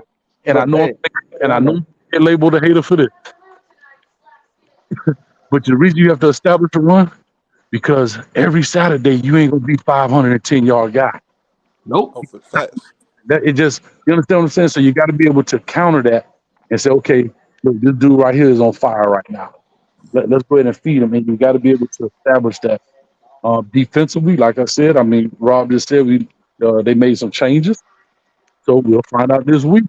But you got to be able to stop the run. Off tackle was really killing them. Getting off tackle. They gave up 268 yards rushing. Yeah. Yeah, I listened to a show that Coach Hart said. You go back and look at it. He said on them long runs, you stretch them long runs. They really don't have 216. You stretch them too long runs. So yeah, they really didn't give up too much, but they gave up the big plays. You still see us as 6-6 assignment. But big plays. Yeah, big plays. Yeah, but I hate to be that guy. But that's also saying, well, if Dylan take them 3 runs. Mm-hmm. Big plays part of the game. It is part of the game, though. So I mean, I get where you're coming from, but you also can't be not saying you still have to take because I can say the thing with if Dylan take that screen there, if he didn't take that little and you know what I'm saying? So yeah, I was quoting what the coach was saying. It makes sense like, yeah, we missed tackles, but them big runs that played a lot of other yards. You take them away, we really didn't give up too many big yards. So that's why I was just looking like, yeah, it do make sense because they playing Nebraska and y'all saying they ran over 2-something yards. Like, hey, the big takeaway, big plays, they really did play good sound ball running against the run. So why I say that's coach talk, bro, because most if you go watch a football game that's got yards, it ain't just 5 yards. It ain't just 5 yards. It ain't just by the average of the yards. It's the average. What's their average? What, 8 yards a carry? It would be the average, but I'm saying within a football game with somebody who's dominating on the running, it's always going to be a 25, 30 plus yard run. Well, yeah, Coach Hart, the linebackers coach, so he was more or less talking about when he was talking about those big runs, he was talking about his guys not doing their job. So, yeah, that's why I know. That's why I was saying. That's why I was saying about the linebackers this week. Yeah. So yeah, but we got to get better. It's, all of that is a part of the game. Like I say. I'm glad we got the win, you know what I'm saying? But Coach, you still got Colorado going 6-6, or you can see them, doing a little better than that. I gave they chopped it off the block right there, so I go with 7-5. I'm still saying 9-3. 9-3, still 9-3. I'm leaning towards 8-4. I think we're gonna steal one of the USC and Oregon games for sure. They're gonna lose 3 games. They don't play Washington though. They don't play Washington or Utah. One of those two. Hey, don't. Hey, Coach Hayes, question to you. Who you got for the FAMU and USF? I'm always going with HBCU, baby. Call me a hater. Fuck it. I'm going with FAM, baby. I said FAM too. People thought I was tripping, but hey. Hey, FAM got something. They got a solid team this year, man, that people don't realize. So let me ask y'all what they did to JSU. All right, but let me ask y'all just a legit question because again, I saw Jackson State, didn't necessarily follow them. I don't know if you guys did. But yeah, I did. Go ahead, Coach. I did. Go ahead. So they had a real dominant performance in South Carolina State. And then they come to FAMU and kind of like, I watched that game. It's kind of, what happened? Like, what's the... I'm gonna take this question. I'm gonna give you my honest opinion, quarterback, Coach. I'm gonna say this, Coach. South Carolina State really wouldn't up.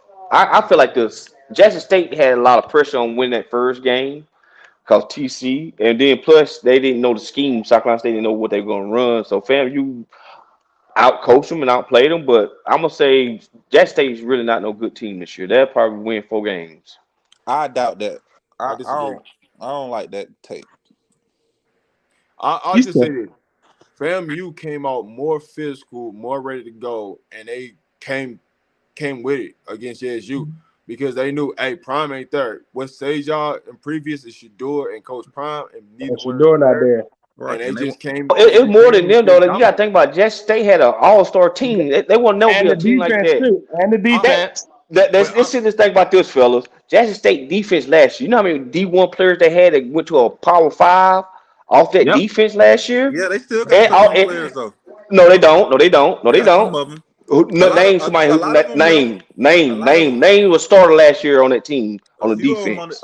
Name one. The Davis guy only one. D tackle. And Antonio Doyle. Doyle wasn't really no starter like that last year. He wasn't really a starter like that last year. You said name something. So he played. I mean, like for instance, most of their team last year, they had a linebacker went on Texas A&M.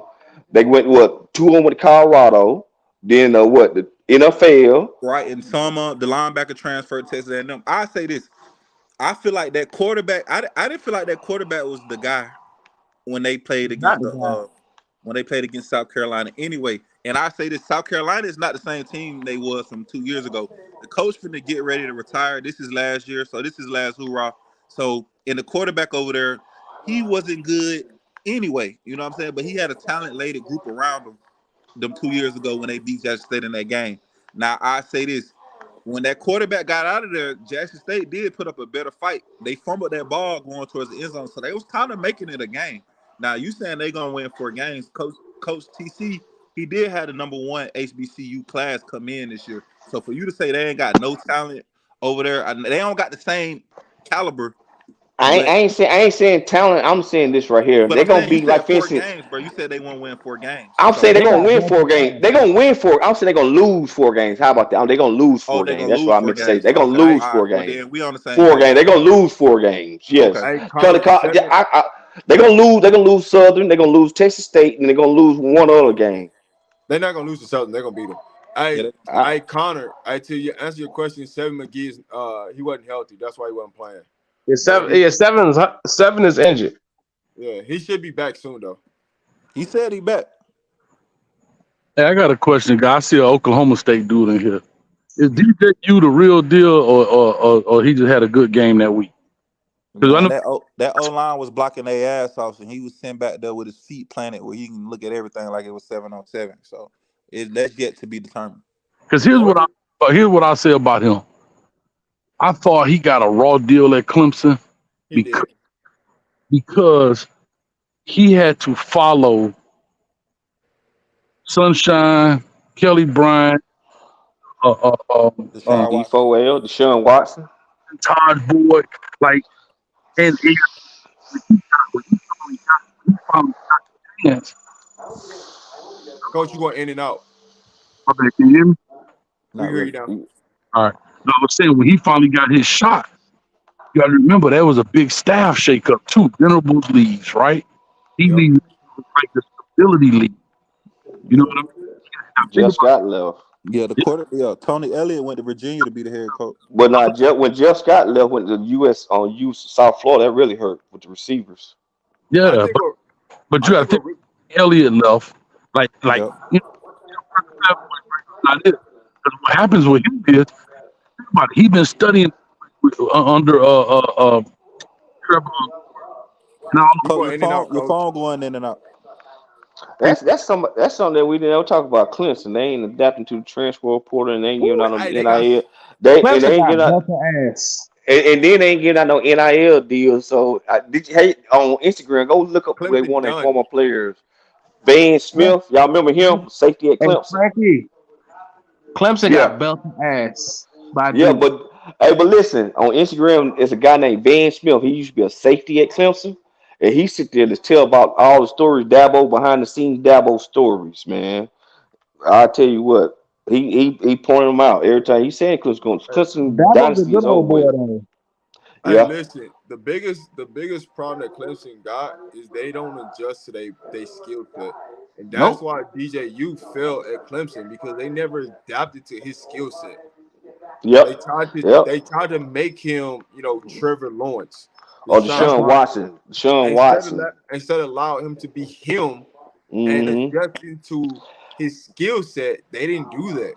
But then Clemson ain't got no receivers, man. Clemson ain't got no receivers. They had no receivers. They ain't had no receivers in 3 years. Who they Clemson receiver? Their best receiver last year was the freshman, Antonio Williams. Listen, all right, that's the freshman. We have Clemson. Who the receivers this year? Hey, Frankie, listen to this though. They can't get those receivers no more. Nope. But they ain't paying. They ain't paying the big boy monies no more. Hold up. Y'all saying, I mean, Dabo and them, they were just like 10-2 last year, something like that, wasn't it? But they won the ACC last year. Yeah, this is what I'm saying right here. They lose, like for instance, they don't have that big play receiver no more. Man, that's all I'm saying. No, they don't.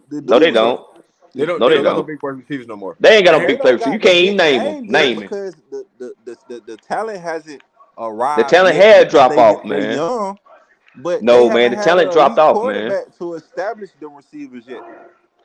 I'm telling you, when Jeff Scott left, went to South Florida. The receivers have went downhill. We've been missing on talent. We've been missing. They don't got Yeah, we've been missing. Man, we got a skinny white guy out there named Cole, 22, running down the field. I know you talking about. I live in the upstate. I was a big Clemson fan. I know about the Tigers. They don't have no game breaking receivers. That's why DJ couldn't. That's why he couldn't push the ball down the field. Because you got to think about it. Clemson always had Sammy Watkins. They had Nuke Hopkins, Mike Williams, Renfro, Justin Ross, Amari Rogers. Come on, man. They had receivers. Now, Cole Williams, who else? You can't Randall. You can't even that man. Colorado receivers 10 times better than Clemson receivers. 10 times. Listen, but you know why though? Travis. Speed. Yeah, it's that running back. Difference. Yeah, then Shippy, and then Will Shippy is overrated. That's the overrated guy also in my life, man. He can't never break it. He supposed to be breaking home runs. He get tripped up all the. He overrated, boy. They be hitting his ass. I don't like how they do him. They give ball for Mufasa get a ball all the way to the goal line. They put Shippy in at the 2-yard line, give him a touchdown. They don't like that, man. Hey, Clemson got to get their wide receiver room together for their quarterback play to step up and elevate. That's just the bottom line. The real reason why they're not elevating is because NIL. Mm-hmm. Like he don't want to go into NIL. But listen, those receivers that he was getting because they was winning national championships, they not getting them because of NIL. Them SEC schools are paying for them receivers, or they going to Ohio State. Ohio State loaded. Rob. Jeff Scott was the man for getting all the receivers. He was the head coach of South Florida. When the NL was Clemson been playing the receivers. That's why he was going down there in South Florida getting them receivers. He was paying them. But since they got the NIL, they ain't got to go to Clemson no more. They're going where they want to. The playing field has even though. That's what I'm saying. That's why I said everybody paying now. So Clemson ain't. Go ahead. And Dabo ain't getting nothing out the transfer portal either. He don't like the transfer portal at all. Yeah, so they have one transfer. Yeah, he gonna get left behind. Yeah, sit and think about it. How did Clemson get Sammy Watkins? Let's sit and think about it. Down there from Florida. Let's sit and think about it. They paid for that man to come up there, and Jeff Scott won done it. Hold on, but to answer your question, another Florida kid that leaves, right? At least, like that's what hurt the big three, right? We can't hear you, Coach. You might need to go in and come back out because your phone. Yeah. But it makes sense though. You guys said think about it. Clemson was going down there in Florida, getting them Florida kids, going to get T. Higgins. I forgot about T. Higgins from Tennessee. Yeah, but that's when you having talent though. That's when your quarterback he like, I want to be a part of that. You know how many people gonna want to go play with Shedeur right now? That's what I'm saying. That's why I said nobody don't want to go to Clemson like that no more. Nah, they still ain't attracted. Y'all can't say that nobody don't want to go there. They ain't attracted. Listen. They not going there, man. I'm trying to tell you, they're not. I listen to the roar. The top receivers in the nation is not coming to Clemson no more. They're not. If you look at the top receivers, a lot of top receivers don't even put Clemson in their top 4 or 5. Yeah, I mean, because it's a different school now. You know that the guard. That's what we saying. That's what we saying. Always be the same school at every time. Ohio State, the new wide receiver. Alabama at one time was looking like they was, Georgia having receivers going. You know what I'm saying? So I mean, it changes from time to time. I don't think I'm saying Clemson dynasty is over with. That's all I'm saying. They dynasty over with. I agree with that. That's all I'm saying. That's all I'm saying. Ain't nobody beating Ohio State when it comes to like the top end on wide receivers, man. Not even. But Clemson don't have that talent no more like that. They don't have them dogs out there no more. They like, for instance, you go back to that team where Trevor Lawrence beat Alabama his freshman year. Clemson's whole team is in the NFL. Isaiah Simmons and all them guys, the D line, Wilkerson and Lawrence, all them guys in the league right now. Yeah. Their whole defense in the league. Be honest with you. Yeah. That's why I said the boy had. Got you back on. Go ahead, Coach. The boy. No, just saying, can y'all hear me? Yeah. Okay. Yeah. Maybe it was the signal, but no, you're 100% right. And like you said, you start to see it level out, and I think that's something that the coaching staff saw before we saw it. Right? Like Because when they're in that staff room and Dabo Swinney talking about, man, look, I'm not with NIL and I'm not with transfer portal, the boys were like, guess what? Well, they go to Temptations, dog. I'm out of here. You know what I'm saying? Them boys like, because think about it, everybody jumped ship at the same time. Tony Elliott like, man, here go my shot, I'm gone. Here go my man going to USF, I'm gone. Think about it, Brett Venables been there making, 1.5 million a year, 2.5 million a year as a defensive coordinator. He don't have to do nothing but recruit and coach football. He ain't got to shake hands, kiss bababies. And he like, man, let me go take a shot at Oklahoma, man, because this ain't going. I see this ship going down right now. So let me go while my stock still. Hey, Coach, I'm gonna tell you who was the biggest Ty Bates one left, the D-line coach. That's the one who really jumped the ship.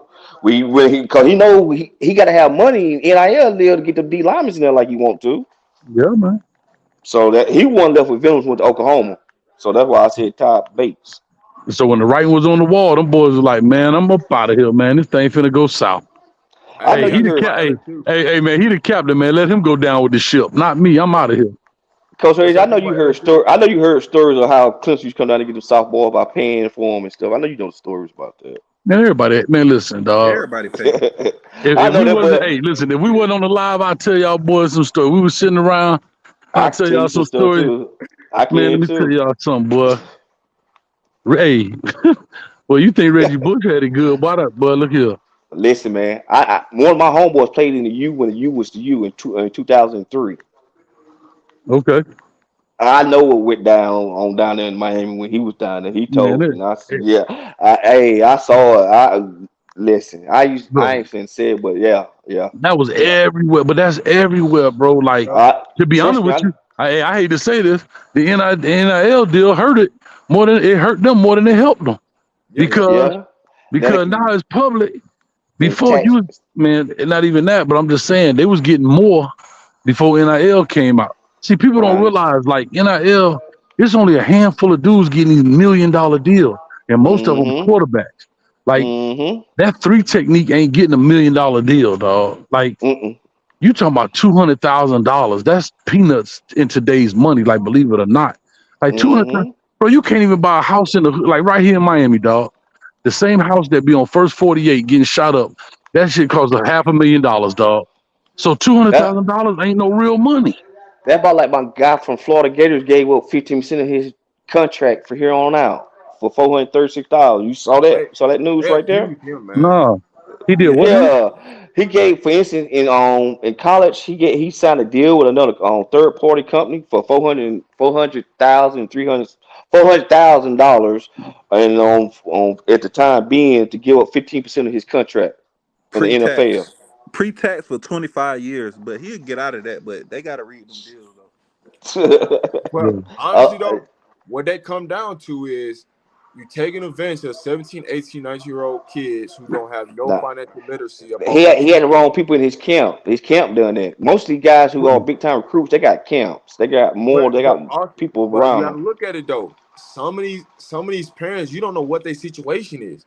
If you're in the hood and you're in poverty, and somebody offer you $250,000, you ain't never seen it in your life. Yeah, right. Yeah, you're right. Yeah, that's why you got to think about folks. That's $500,000. You know. Yeah, but you got to think of it. But you're right. You're 100% right, Rob. But now that you got NIL and it's public, I got to keep it. I got to keep you within range. But back then, I could go buy your mama a crib, right? Don't have to worry about it. And it's bought. It's paid for. And now she got the equity. Now what she do with it or the family do with it is on them. But what I'm saying is it may not be cash, but the house paid for. But guess what? Then they go back and they say, well, you can't even pay the taxes on it. Like that's how they used to, you know what I'm saying? Like so many games to this, man. I heard so many stories. You know what I mean? Like it's crazy, bro. Hey, Coach, hey, you saw that document document about that basketball with Ed Code, with Myron Code and them with Adidas basketball, Louisville. What was it, Louisville? Is that the one where it was a dude that started like a website and he was doing a black dude going to jail? Yeah, he ended up going to jail. Yeah. That's what really started the whole like scandal thing in college basketball. But yeah, he's on Rick Pitino's staff. Yeah, he is now. No, he was. Oh, okay. It's only one coach that went to prison that's on a college staff right now. Okay, but then you sit there and saw how them coaches down there in Las Vegas came in the room and talked to him and stuff and tell him how much Mhm. money for a player. That's why I should have said it's a big business, man. It's big business. And now you see it now with well off in pregame. You see inside the program Colorado now. Ain't too many programs gonna let you see how on Coach Prime letting us see Ain't no Colorado program gonna let you football. see what he let Here's you what see. No, I'll Nick here's Saban what ain't I'll gonna tell let you you the sniff difference. that. Here's what I'll tell you the difference with like Coach Prime when it comes to like NIL.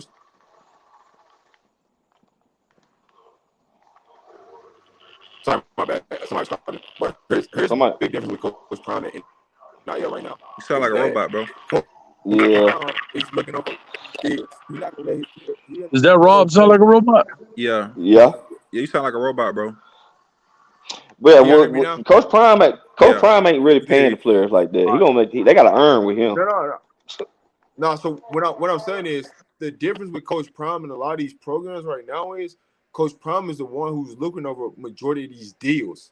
So he's not gonna let his players get put in a bad deal or a bad situation like the player from Florida getting screwed into an NIL Yeah. deal, or some of these recruits just coming out here signing these deals and then taking off and going somewhere else.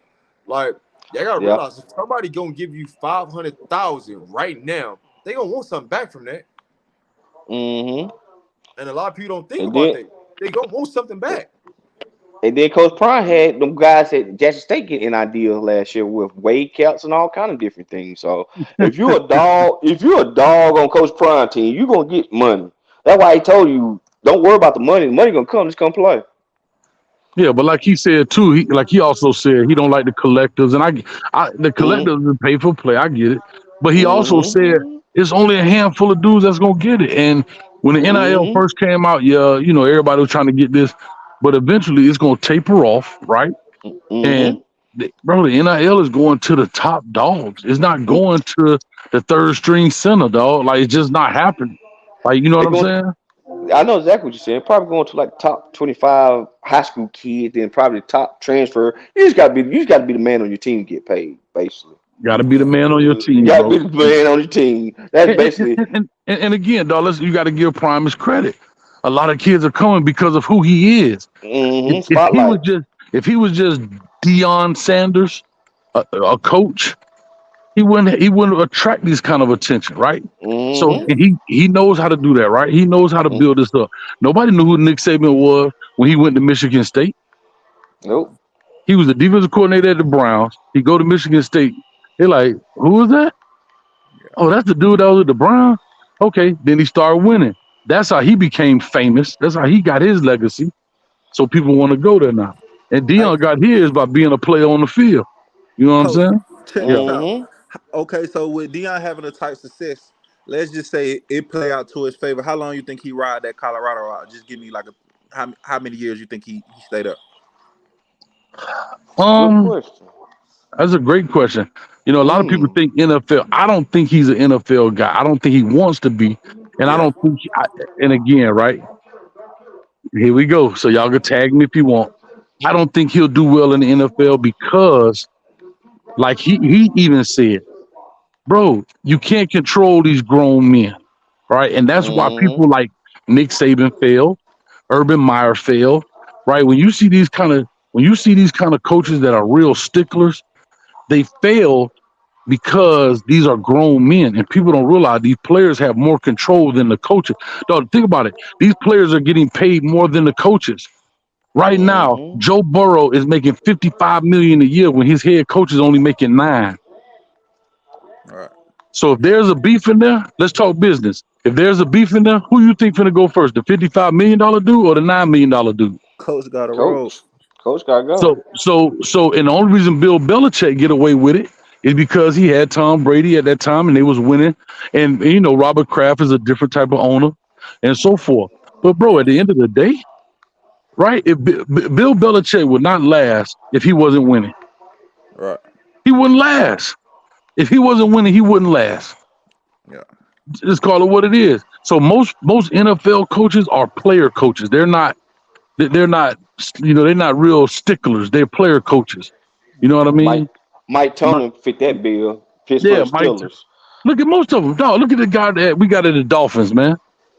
McDaniel. All these are player coaches. They young dudes. They computer dudes.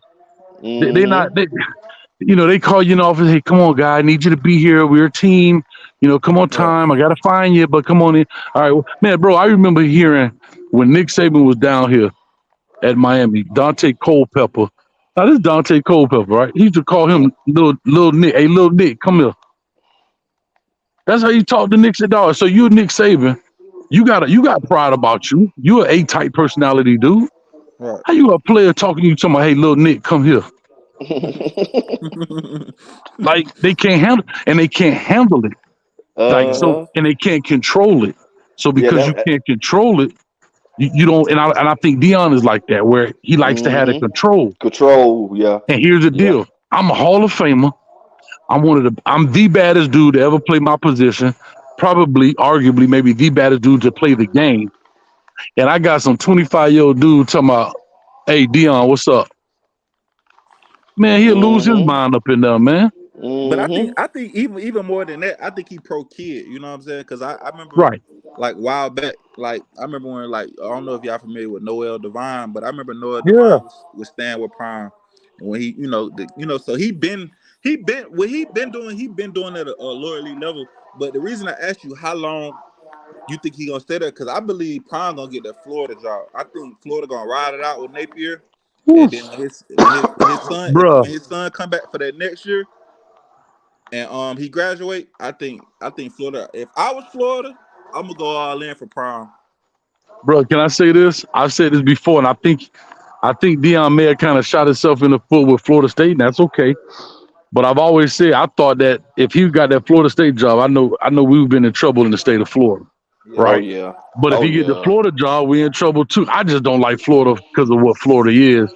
You know what I mean? Just I can go down the history with them, but they all got their history. But that Florida, I despise them, dog. Like the university, I'm saying, like I'm all for the kids, but I think Florida I think Coach Prime gonna come on to his health after Shedeur leave. His health. Yeah, I personally believe, though, man. He got everything else, man. I'm saying his health, though. I'm saying his health. It's gonna come down to his health. Can he sustain his health? Yeah. But you think about his main job: get his kids in the NFL. Sit back. I mean, but I think he's gonna enjoy it, man. I think other than just his kids, he want to see all the other kids to see. I mean, he gonna be like a gateway to change so many, because like a lot of them players, man. Like I said, I went and played college ball, man. I was a big recruit coming out, so I got a different perspective more than others because I actually went through it. I went to Texas Tech, and so I played with Mahomes and Baker Mayfield, and they was all in my. See what I'm saying? And then I went to junior college, and then I finished at Louisiana Tech, and then I came and went undrafted to the coach, whatever. But I was big time coming out, so I sat down with the Nick Sabans, the Mark Ricks, and the Al Golden. I'm a Hurricane by nature, coach, so I'm with you. So I wanted I wanted to go to the U, but I just wasn't feeling the Al Golden. You know what I'm saying? I couldn't get with it. You know what I'm saying?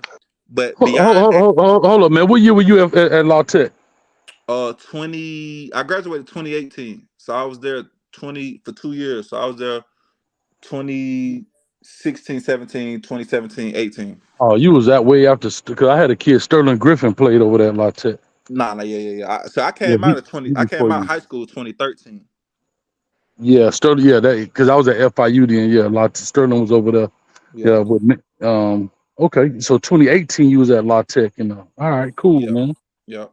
So that's why I say I kind of understand it a little different than other people. You know what I'm saying? Just because it's all the same, like so what y'all seeing in the practices and the meetings. But the only thing I don't understand about Colorado, I don't ever see them going to class or working out. Like you still work out during the season. So I'm like, but these boys ain't never in the weight room. So do they practice in the morning or they? I'm sure they practice early in the morning, man. Yeah, they practice at 7. They normally in practice by like 7:45, 8 o'clock, and go like 10. Okay, so they probably get into the facility and working out at like 5:45. Or after practice. They do it after practice. They do it after practice. Oh, so they work after practice. After practice. They got all day after practice. But that's the new thing too. But see, that's the new thing too. College is going to that. Everybody practice in the morning deal, You know what I mean? Because Yeah. these coaches want to get them first thing. They ain't tired. They ain't been up Mm-hmm. studying. Hey, I want to get the first thing in the morning, bro. And Okay. then some classes now you go take online, so they ain't gotta go to class. Take online. Yeah, Yeah, I know. I know. Shador and Trevor probably ain't going to no class. Mm-mm. yeah. Mm. A lot of the players on Colorado, they don't even go on campus. A lot of them taking their class online, and then two, some of them ain't even started class yet because they got, depending on what class it is, it might be online. They not Yeah. even started class yet, so that's why you don't really see them talking about class or anything like Okay. that. I was wondering how they was doing. Coach Prime run that thing like a little NFL on franchise team up there. But Okay. Now I'll tell I y'all like this. that though. I would I'll have say liked this. that. Coach Yeah, Prime that's a gonna be at. franchise up there, man. I'll say this. Coach Prime gonna be at Colorado for at least 3 more years. So Only one reason why more. I'm Yeah. saying this, So one huh? more year after Shador Shador. graduates. Yeah, No, 3.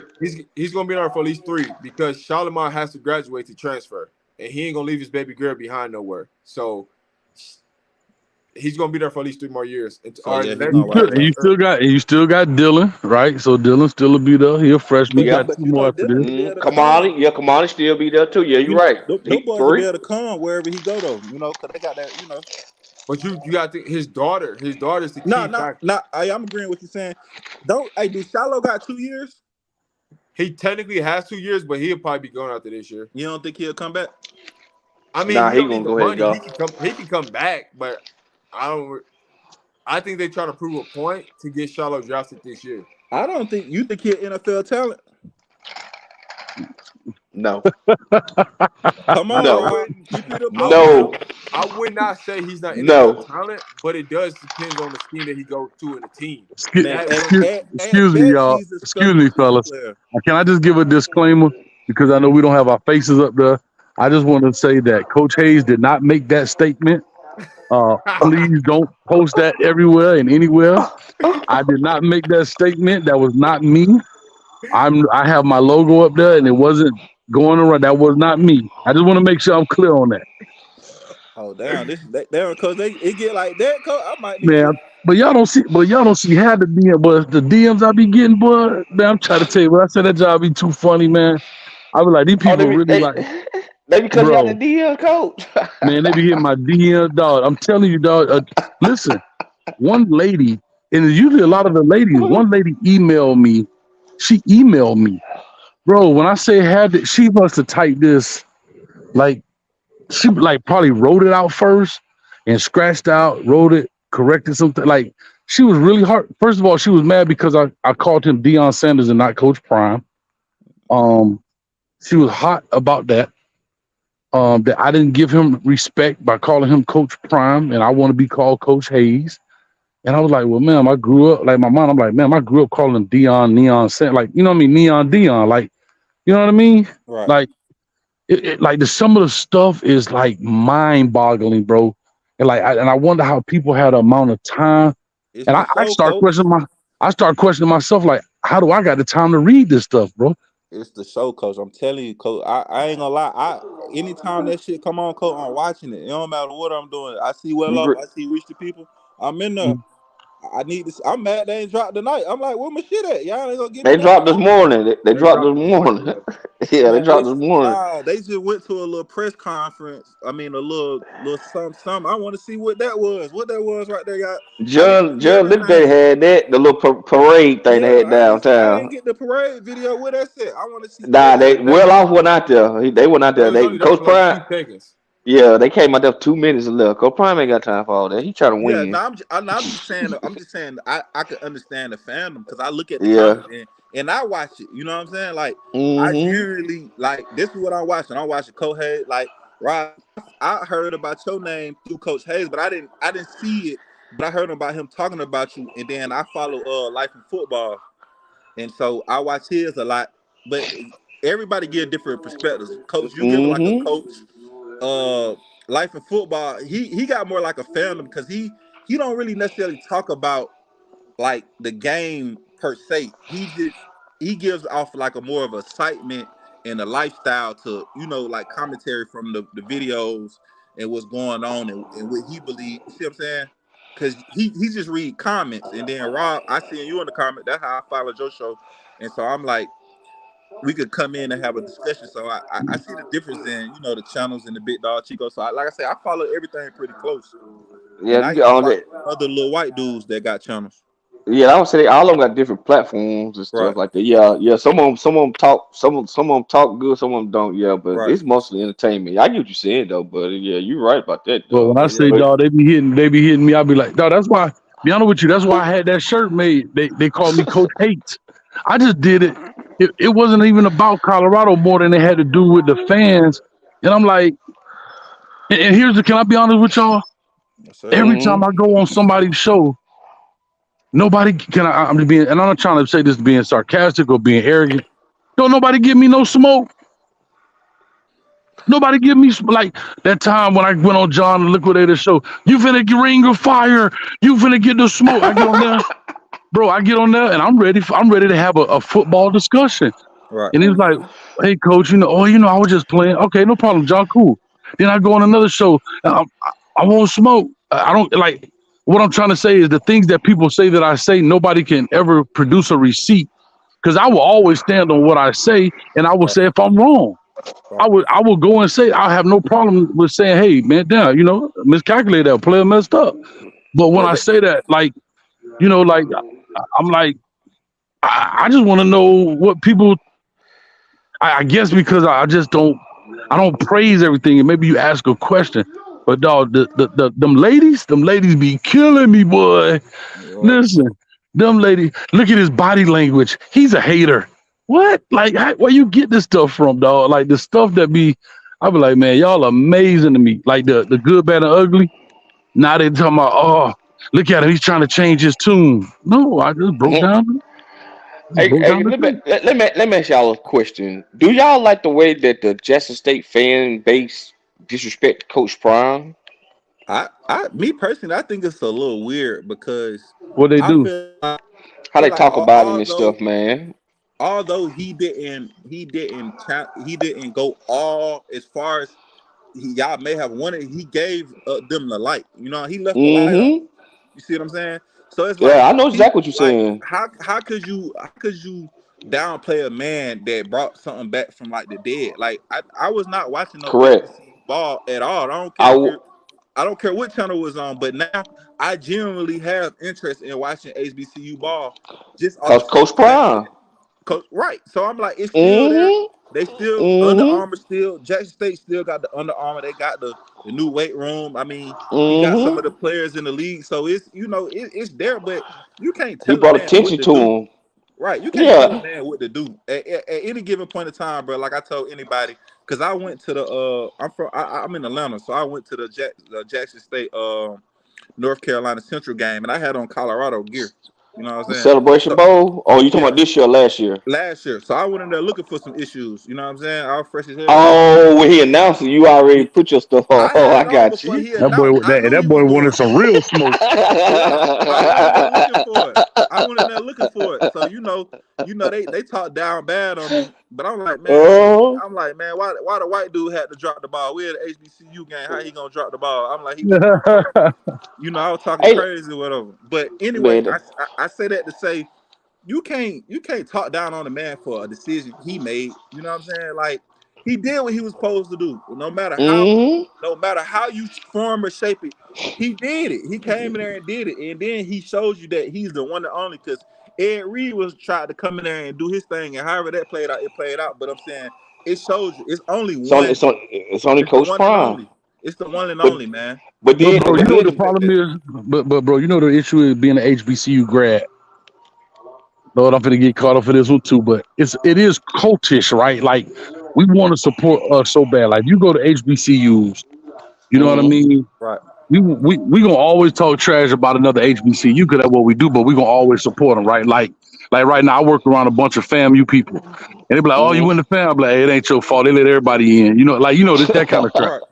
But you know what I mean? But we gonna do that. But then it also felt like, and I think that's where I came from. I don't know if y'all saw the whole the Coach Prime was right video, right? But where I felt like from HBCU, because we always get downplayed, like we less than, like I'm telling you, I had kids, bro, that had a scholarship offer from Tennessee State and one from Southern Illinois. Southern Illinois.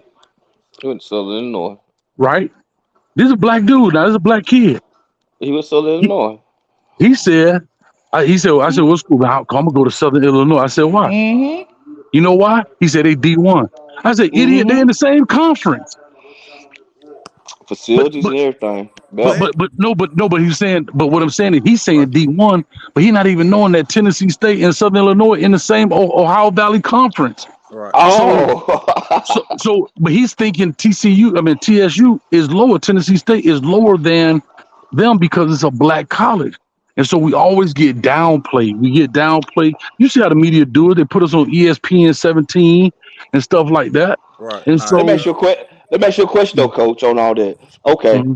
All right. Before Coach Prime come there, what excitement did HBCU bring to the mainstream TV screens, though, to be put on the main screen? What players that had like Shador and Travis? You got to think about Travis was history, so you know they had to follow him. Did Coach Prime? So you got to have some kind of box office name to get on TV now for HBCU. Well, you do, but even then, what I'm saying is we still had good players, but we never got the television excitement.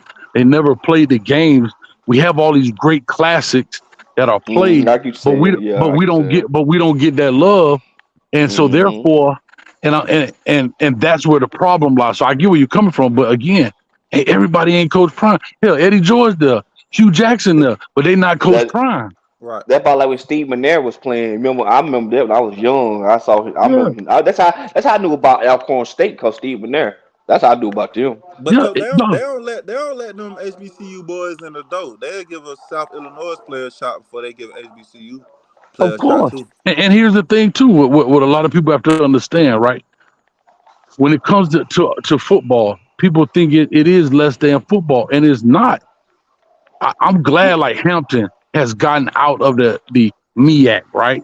And I'm not one of these people that know all of it, but I like the divide and conquer.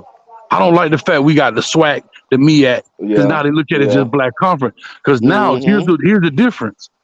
What happens? Like, here's what I say: if you're a black young man, can anybody here tell me the southeastern Louisiana mascot? No. That's my point. But they beat the hell out of who? They beat the hell out of FAMU that year. But imagine if those same black players go to Southern, go to Grambling, go to FAMU. And it's the same. Here's the thing. It's like Prime said, it's the same level of football. But a kid would rather go to Southeast, but they'd rather go to Southeastern Louisiana instead of going to Grambling. But another thing though, Coach, that changed all that, the facilities and the campuses and them dorms. But the main thing though, all that though, it was marketing. You got to think about HBCU. They don't market a football program. You got to think about Coach Prime. Go ahead. It's the difference of facilities, man. When you go in there and you see an HBCU campus, man, and you look at where you might be staying and you might be working out, and you go, even though it's a super smaller white school, it's gonna be affluent. It's gonna, 9 times out of 10, it's gonna be nicer, bro. You feel me? I agree with you. Here's what I'll say. D2. God, trust me, I know. Here's what I tell people. I get that, right? But that's where we as people and as families have to do better to say, I get that. I totally understand the facility. However, what's your quality of life in college? See, it ain't a city or state I can go in that I can't call a Hamptonian. I may not have seen them in 20 years, but we on here. I can't say that for Southeastern Louisiana, besides who was on the football team with me, right? And matter of fact, after them 3 months, what is your Southern Illinois? Well, you in the middle of the damn nowhere. You most of them come home, most of them go back. But I always tell people, it's the quality of life, the people that you meet, the friends that you're gonna have, is bigger than the bed that you lay in right there. You understand what I'm saying? I get it. I totally understand. I'm not trying to downplay it. Yeah. But we have to do a better. Dog, it's a shame that black folks have never even heard of some of these schools, dog. Like some people have never heard some of, like Talladega. They didn't even know that was an HBCU. Like they didn't even know that. Like we gotta. Come on, dog. Like we gotta do better as a people to know what our schools are. And here's another thing what people don't understand. A lot of these HBCUs are historical landmarks. They cannot tear these dorms down. See, they have to understand the logistics behind a lot of this too. There's a lot of things they can and can't do because the reason they have to make them historical landmark, here's a perfect example. The Emancipation Oak is right there on the campus of Hampton University. That's where Abraham Lincoln read the Emancipation Proclamation. Do you know they was finna tear that shit down to put the highway through there? Yeah. Hampton had to fight to make that a historical landmark so they could go around it. Like, these are the things they don't care about. And those are the history lessons that we got to teach our youngins and our young kids about why HBCUs exist. People, do y'all know why FAMU is called the Rattlers? Do you know why they're called the Rattlers? I don't know nothing about them. I'm going to tell you why. Because when white folks gave them the land grant, the land was infested with rattlesnakes. Yeah, we're gonna give you some land, but the land we're gonna give you is how you gonna learn, bro? And it's infested with rattlesnakes under the tree. Like, people don't know that history, and that's what we have to understand. And that's the history behind all of that stuff. You know what I'm saying? Like, I'm saying this, Coach. I understand the history. I'm saying, like, for instance, the way how I was saying they should have been more appreciative. Like, he left. Okay, he left, but it just like I would have done. I would like have celebrate him for what he done. 2 years undefeated in the swag. I would like celebrate it for more publicity, go back to the school and more money resources. But they got their hands and talking junk about it. So that's showing that blacks versus blacks is still amongst ourselves. Now, when the white folks call them JUCOs and all that, they ain't really saying that to them and stuff like that. That's what I'm saying. If you look at the outside, then you like, darn, the Just State fan really downplaying Coach Prime like that? But, hey, saying all this? Bro, let me ask you a question. Let me ask you a legit question. You ever broke up with a girl before?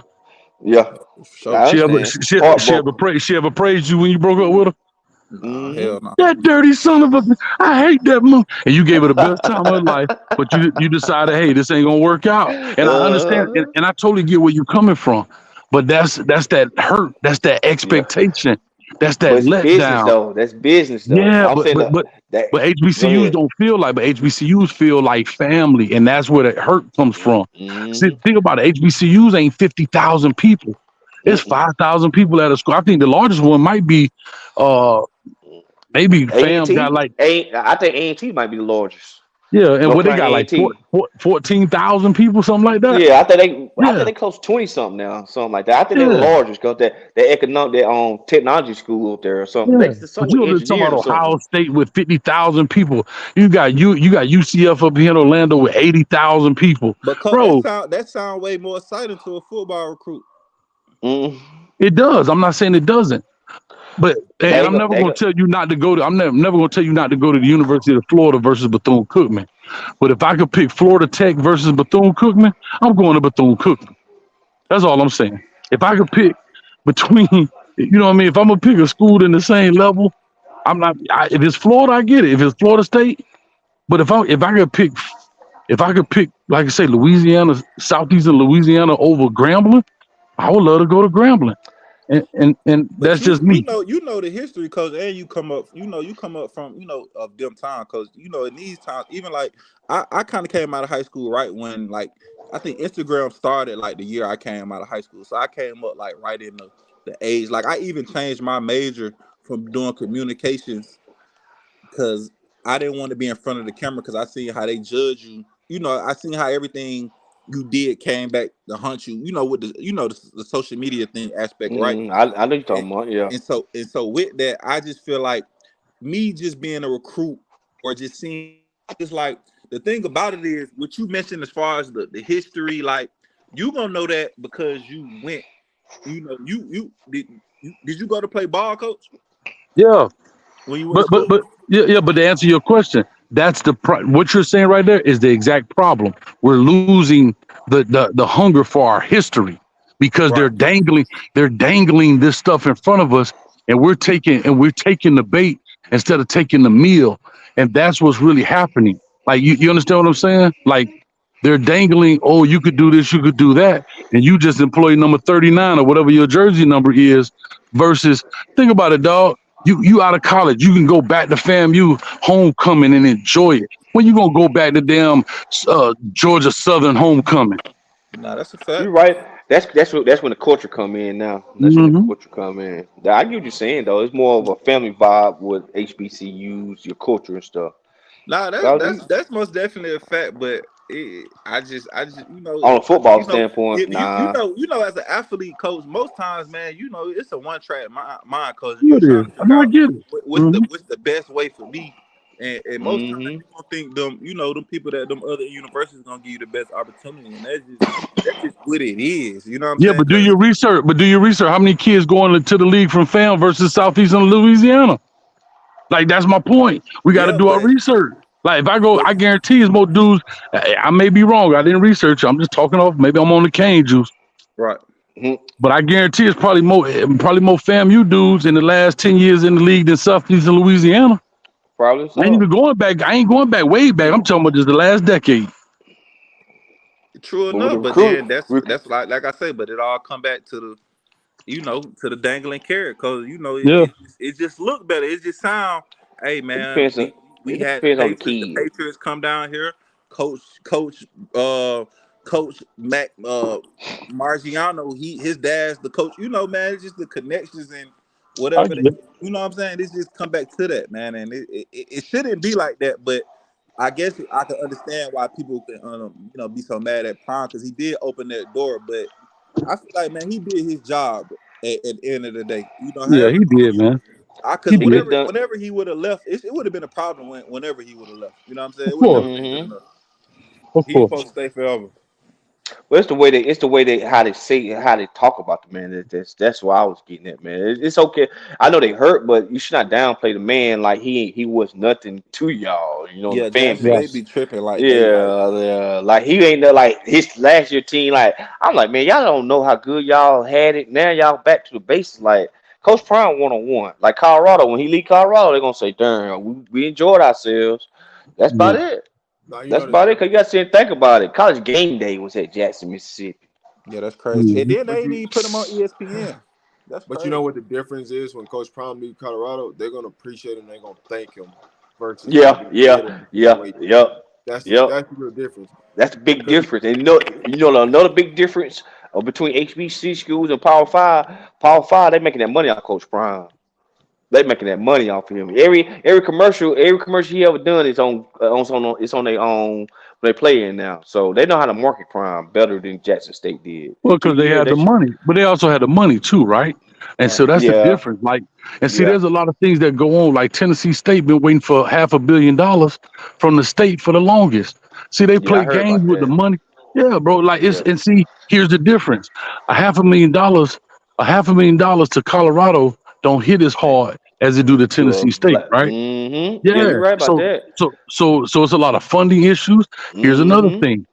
A lot of our HBCUs are private institutions. They're not state-funded institutions, right? Because they wouldn't do that. So we had to make it a private school. Like there's a lot, and I know you got to educate people on the history, but I'm just talking that you got to think about a lot of these programs who are private schools. Like we talking like, bro, like it's not even like here's the difference. I'm gonna show you about money and endowments. Hampton, I think, is like $500 million endowment, something like that, maybe a little bit more. You got, I think Morehouse might be, nobody I think is at $1 billion yet so far HBCU. But then you got a bitch like Michigan who got a $17 billion endowment. Bro, $1 million is peanut, dog. Think about it, bro, $500 million is peanuts to them. So when you talk about money makes money, so they can spend more money because it generates more money. A $17 billion endowment versus $800 million endowment.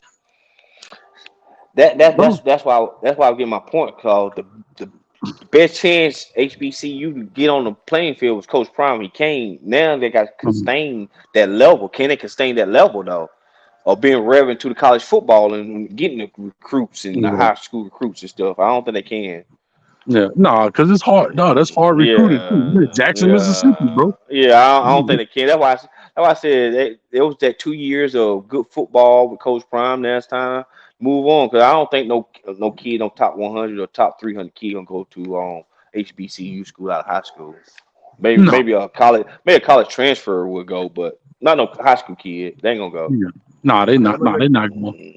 I'm gonna let y'all say y'all final points because I'm about to get off here so I can get ready for the next show, my pregame show. Goddamn.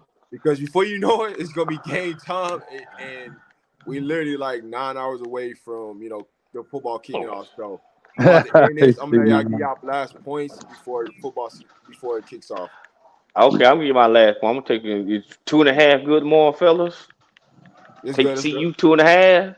For sure. 3. I would say 42-17 tomorrow. Final score. All right. 42-17. Okay. I say they cover the spread, man. And then we on to the next one. Man, I say this, man. I appreciate y'all. We having a great football conversation. But at the end of the day, Coach Hayes is a goddamn on hater. And that's what I am. And y'all gonna enjoy it. I'm gonna tell y'all straight up, straight down 2 ways from Sunday. I ain't with it. And I'm giving y'all the business. As a matter of fact, I don't know what time you're doing your thing, Rob, man, but I'm gonna because I do the pre and post too. So I'll do it. I'm doing it from the tailgate, from the Miami tailgate. Out there, man. So yeah, we're gonna have a good time, man. These people here ready to go nuts, but I appreciate it, man. But just know, Coach always in the bushes watching. Always. Hey, Coach, you got my number. We can link and just do it together. For honestly, I'm gonna try, dog, because I'll be out on the field. So if you want to do that, now that's cool. I don't want you to get in trouble now, Rod. They tell me they tell people don't bring Coach Hayes back on no more. Yeah, All right. But hey, I appreciate everybody tuning in. I appreciate everybody that called in tonight, man. It was a great show, man. Appreciate you. This is Rob the Man Media, baby. Back with it. Call me, Rob. Call me tonight. Call me right now. All right. Yep.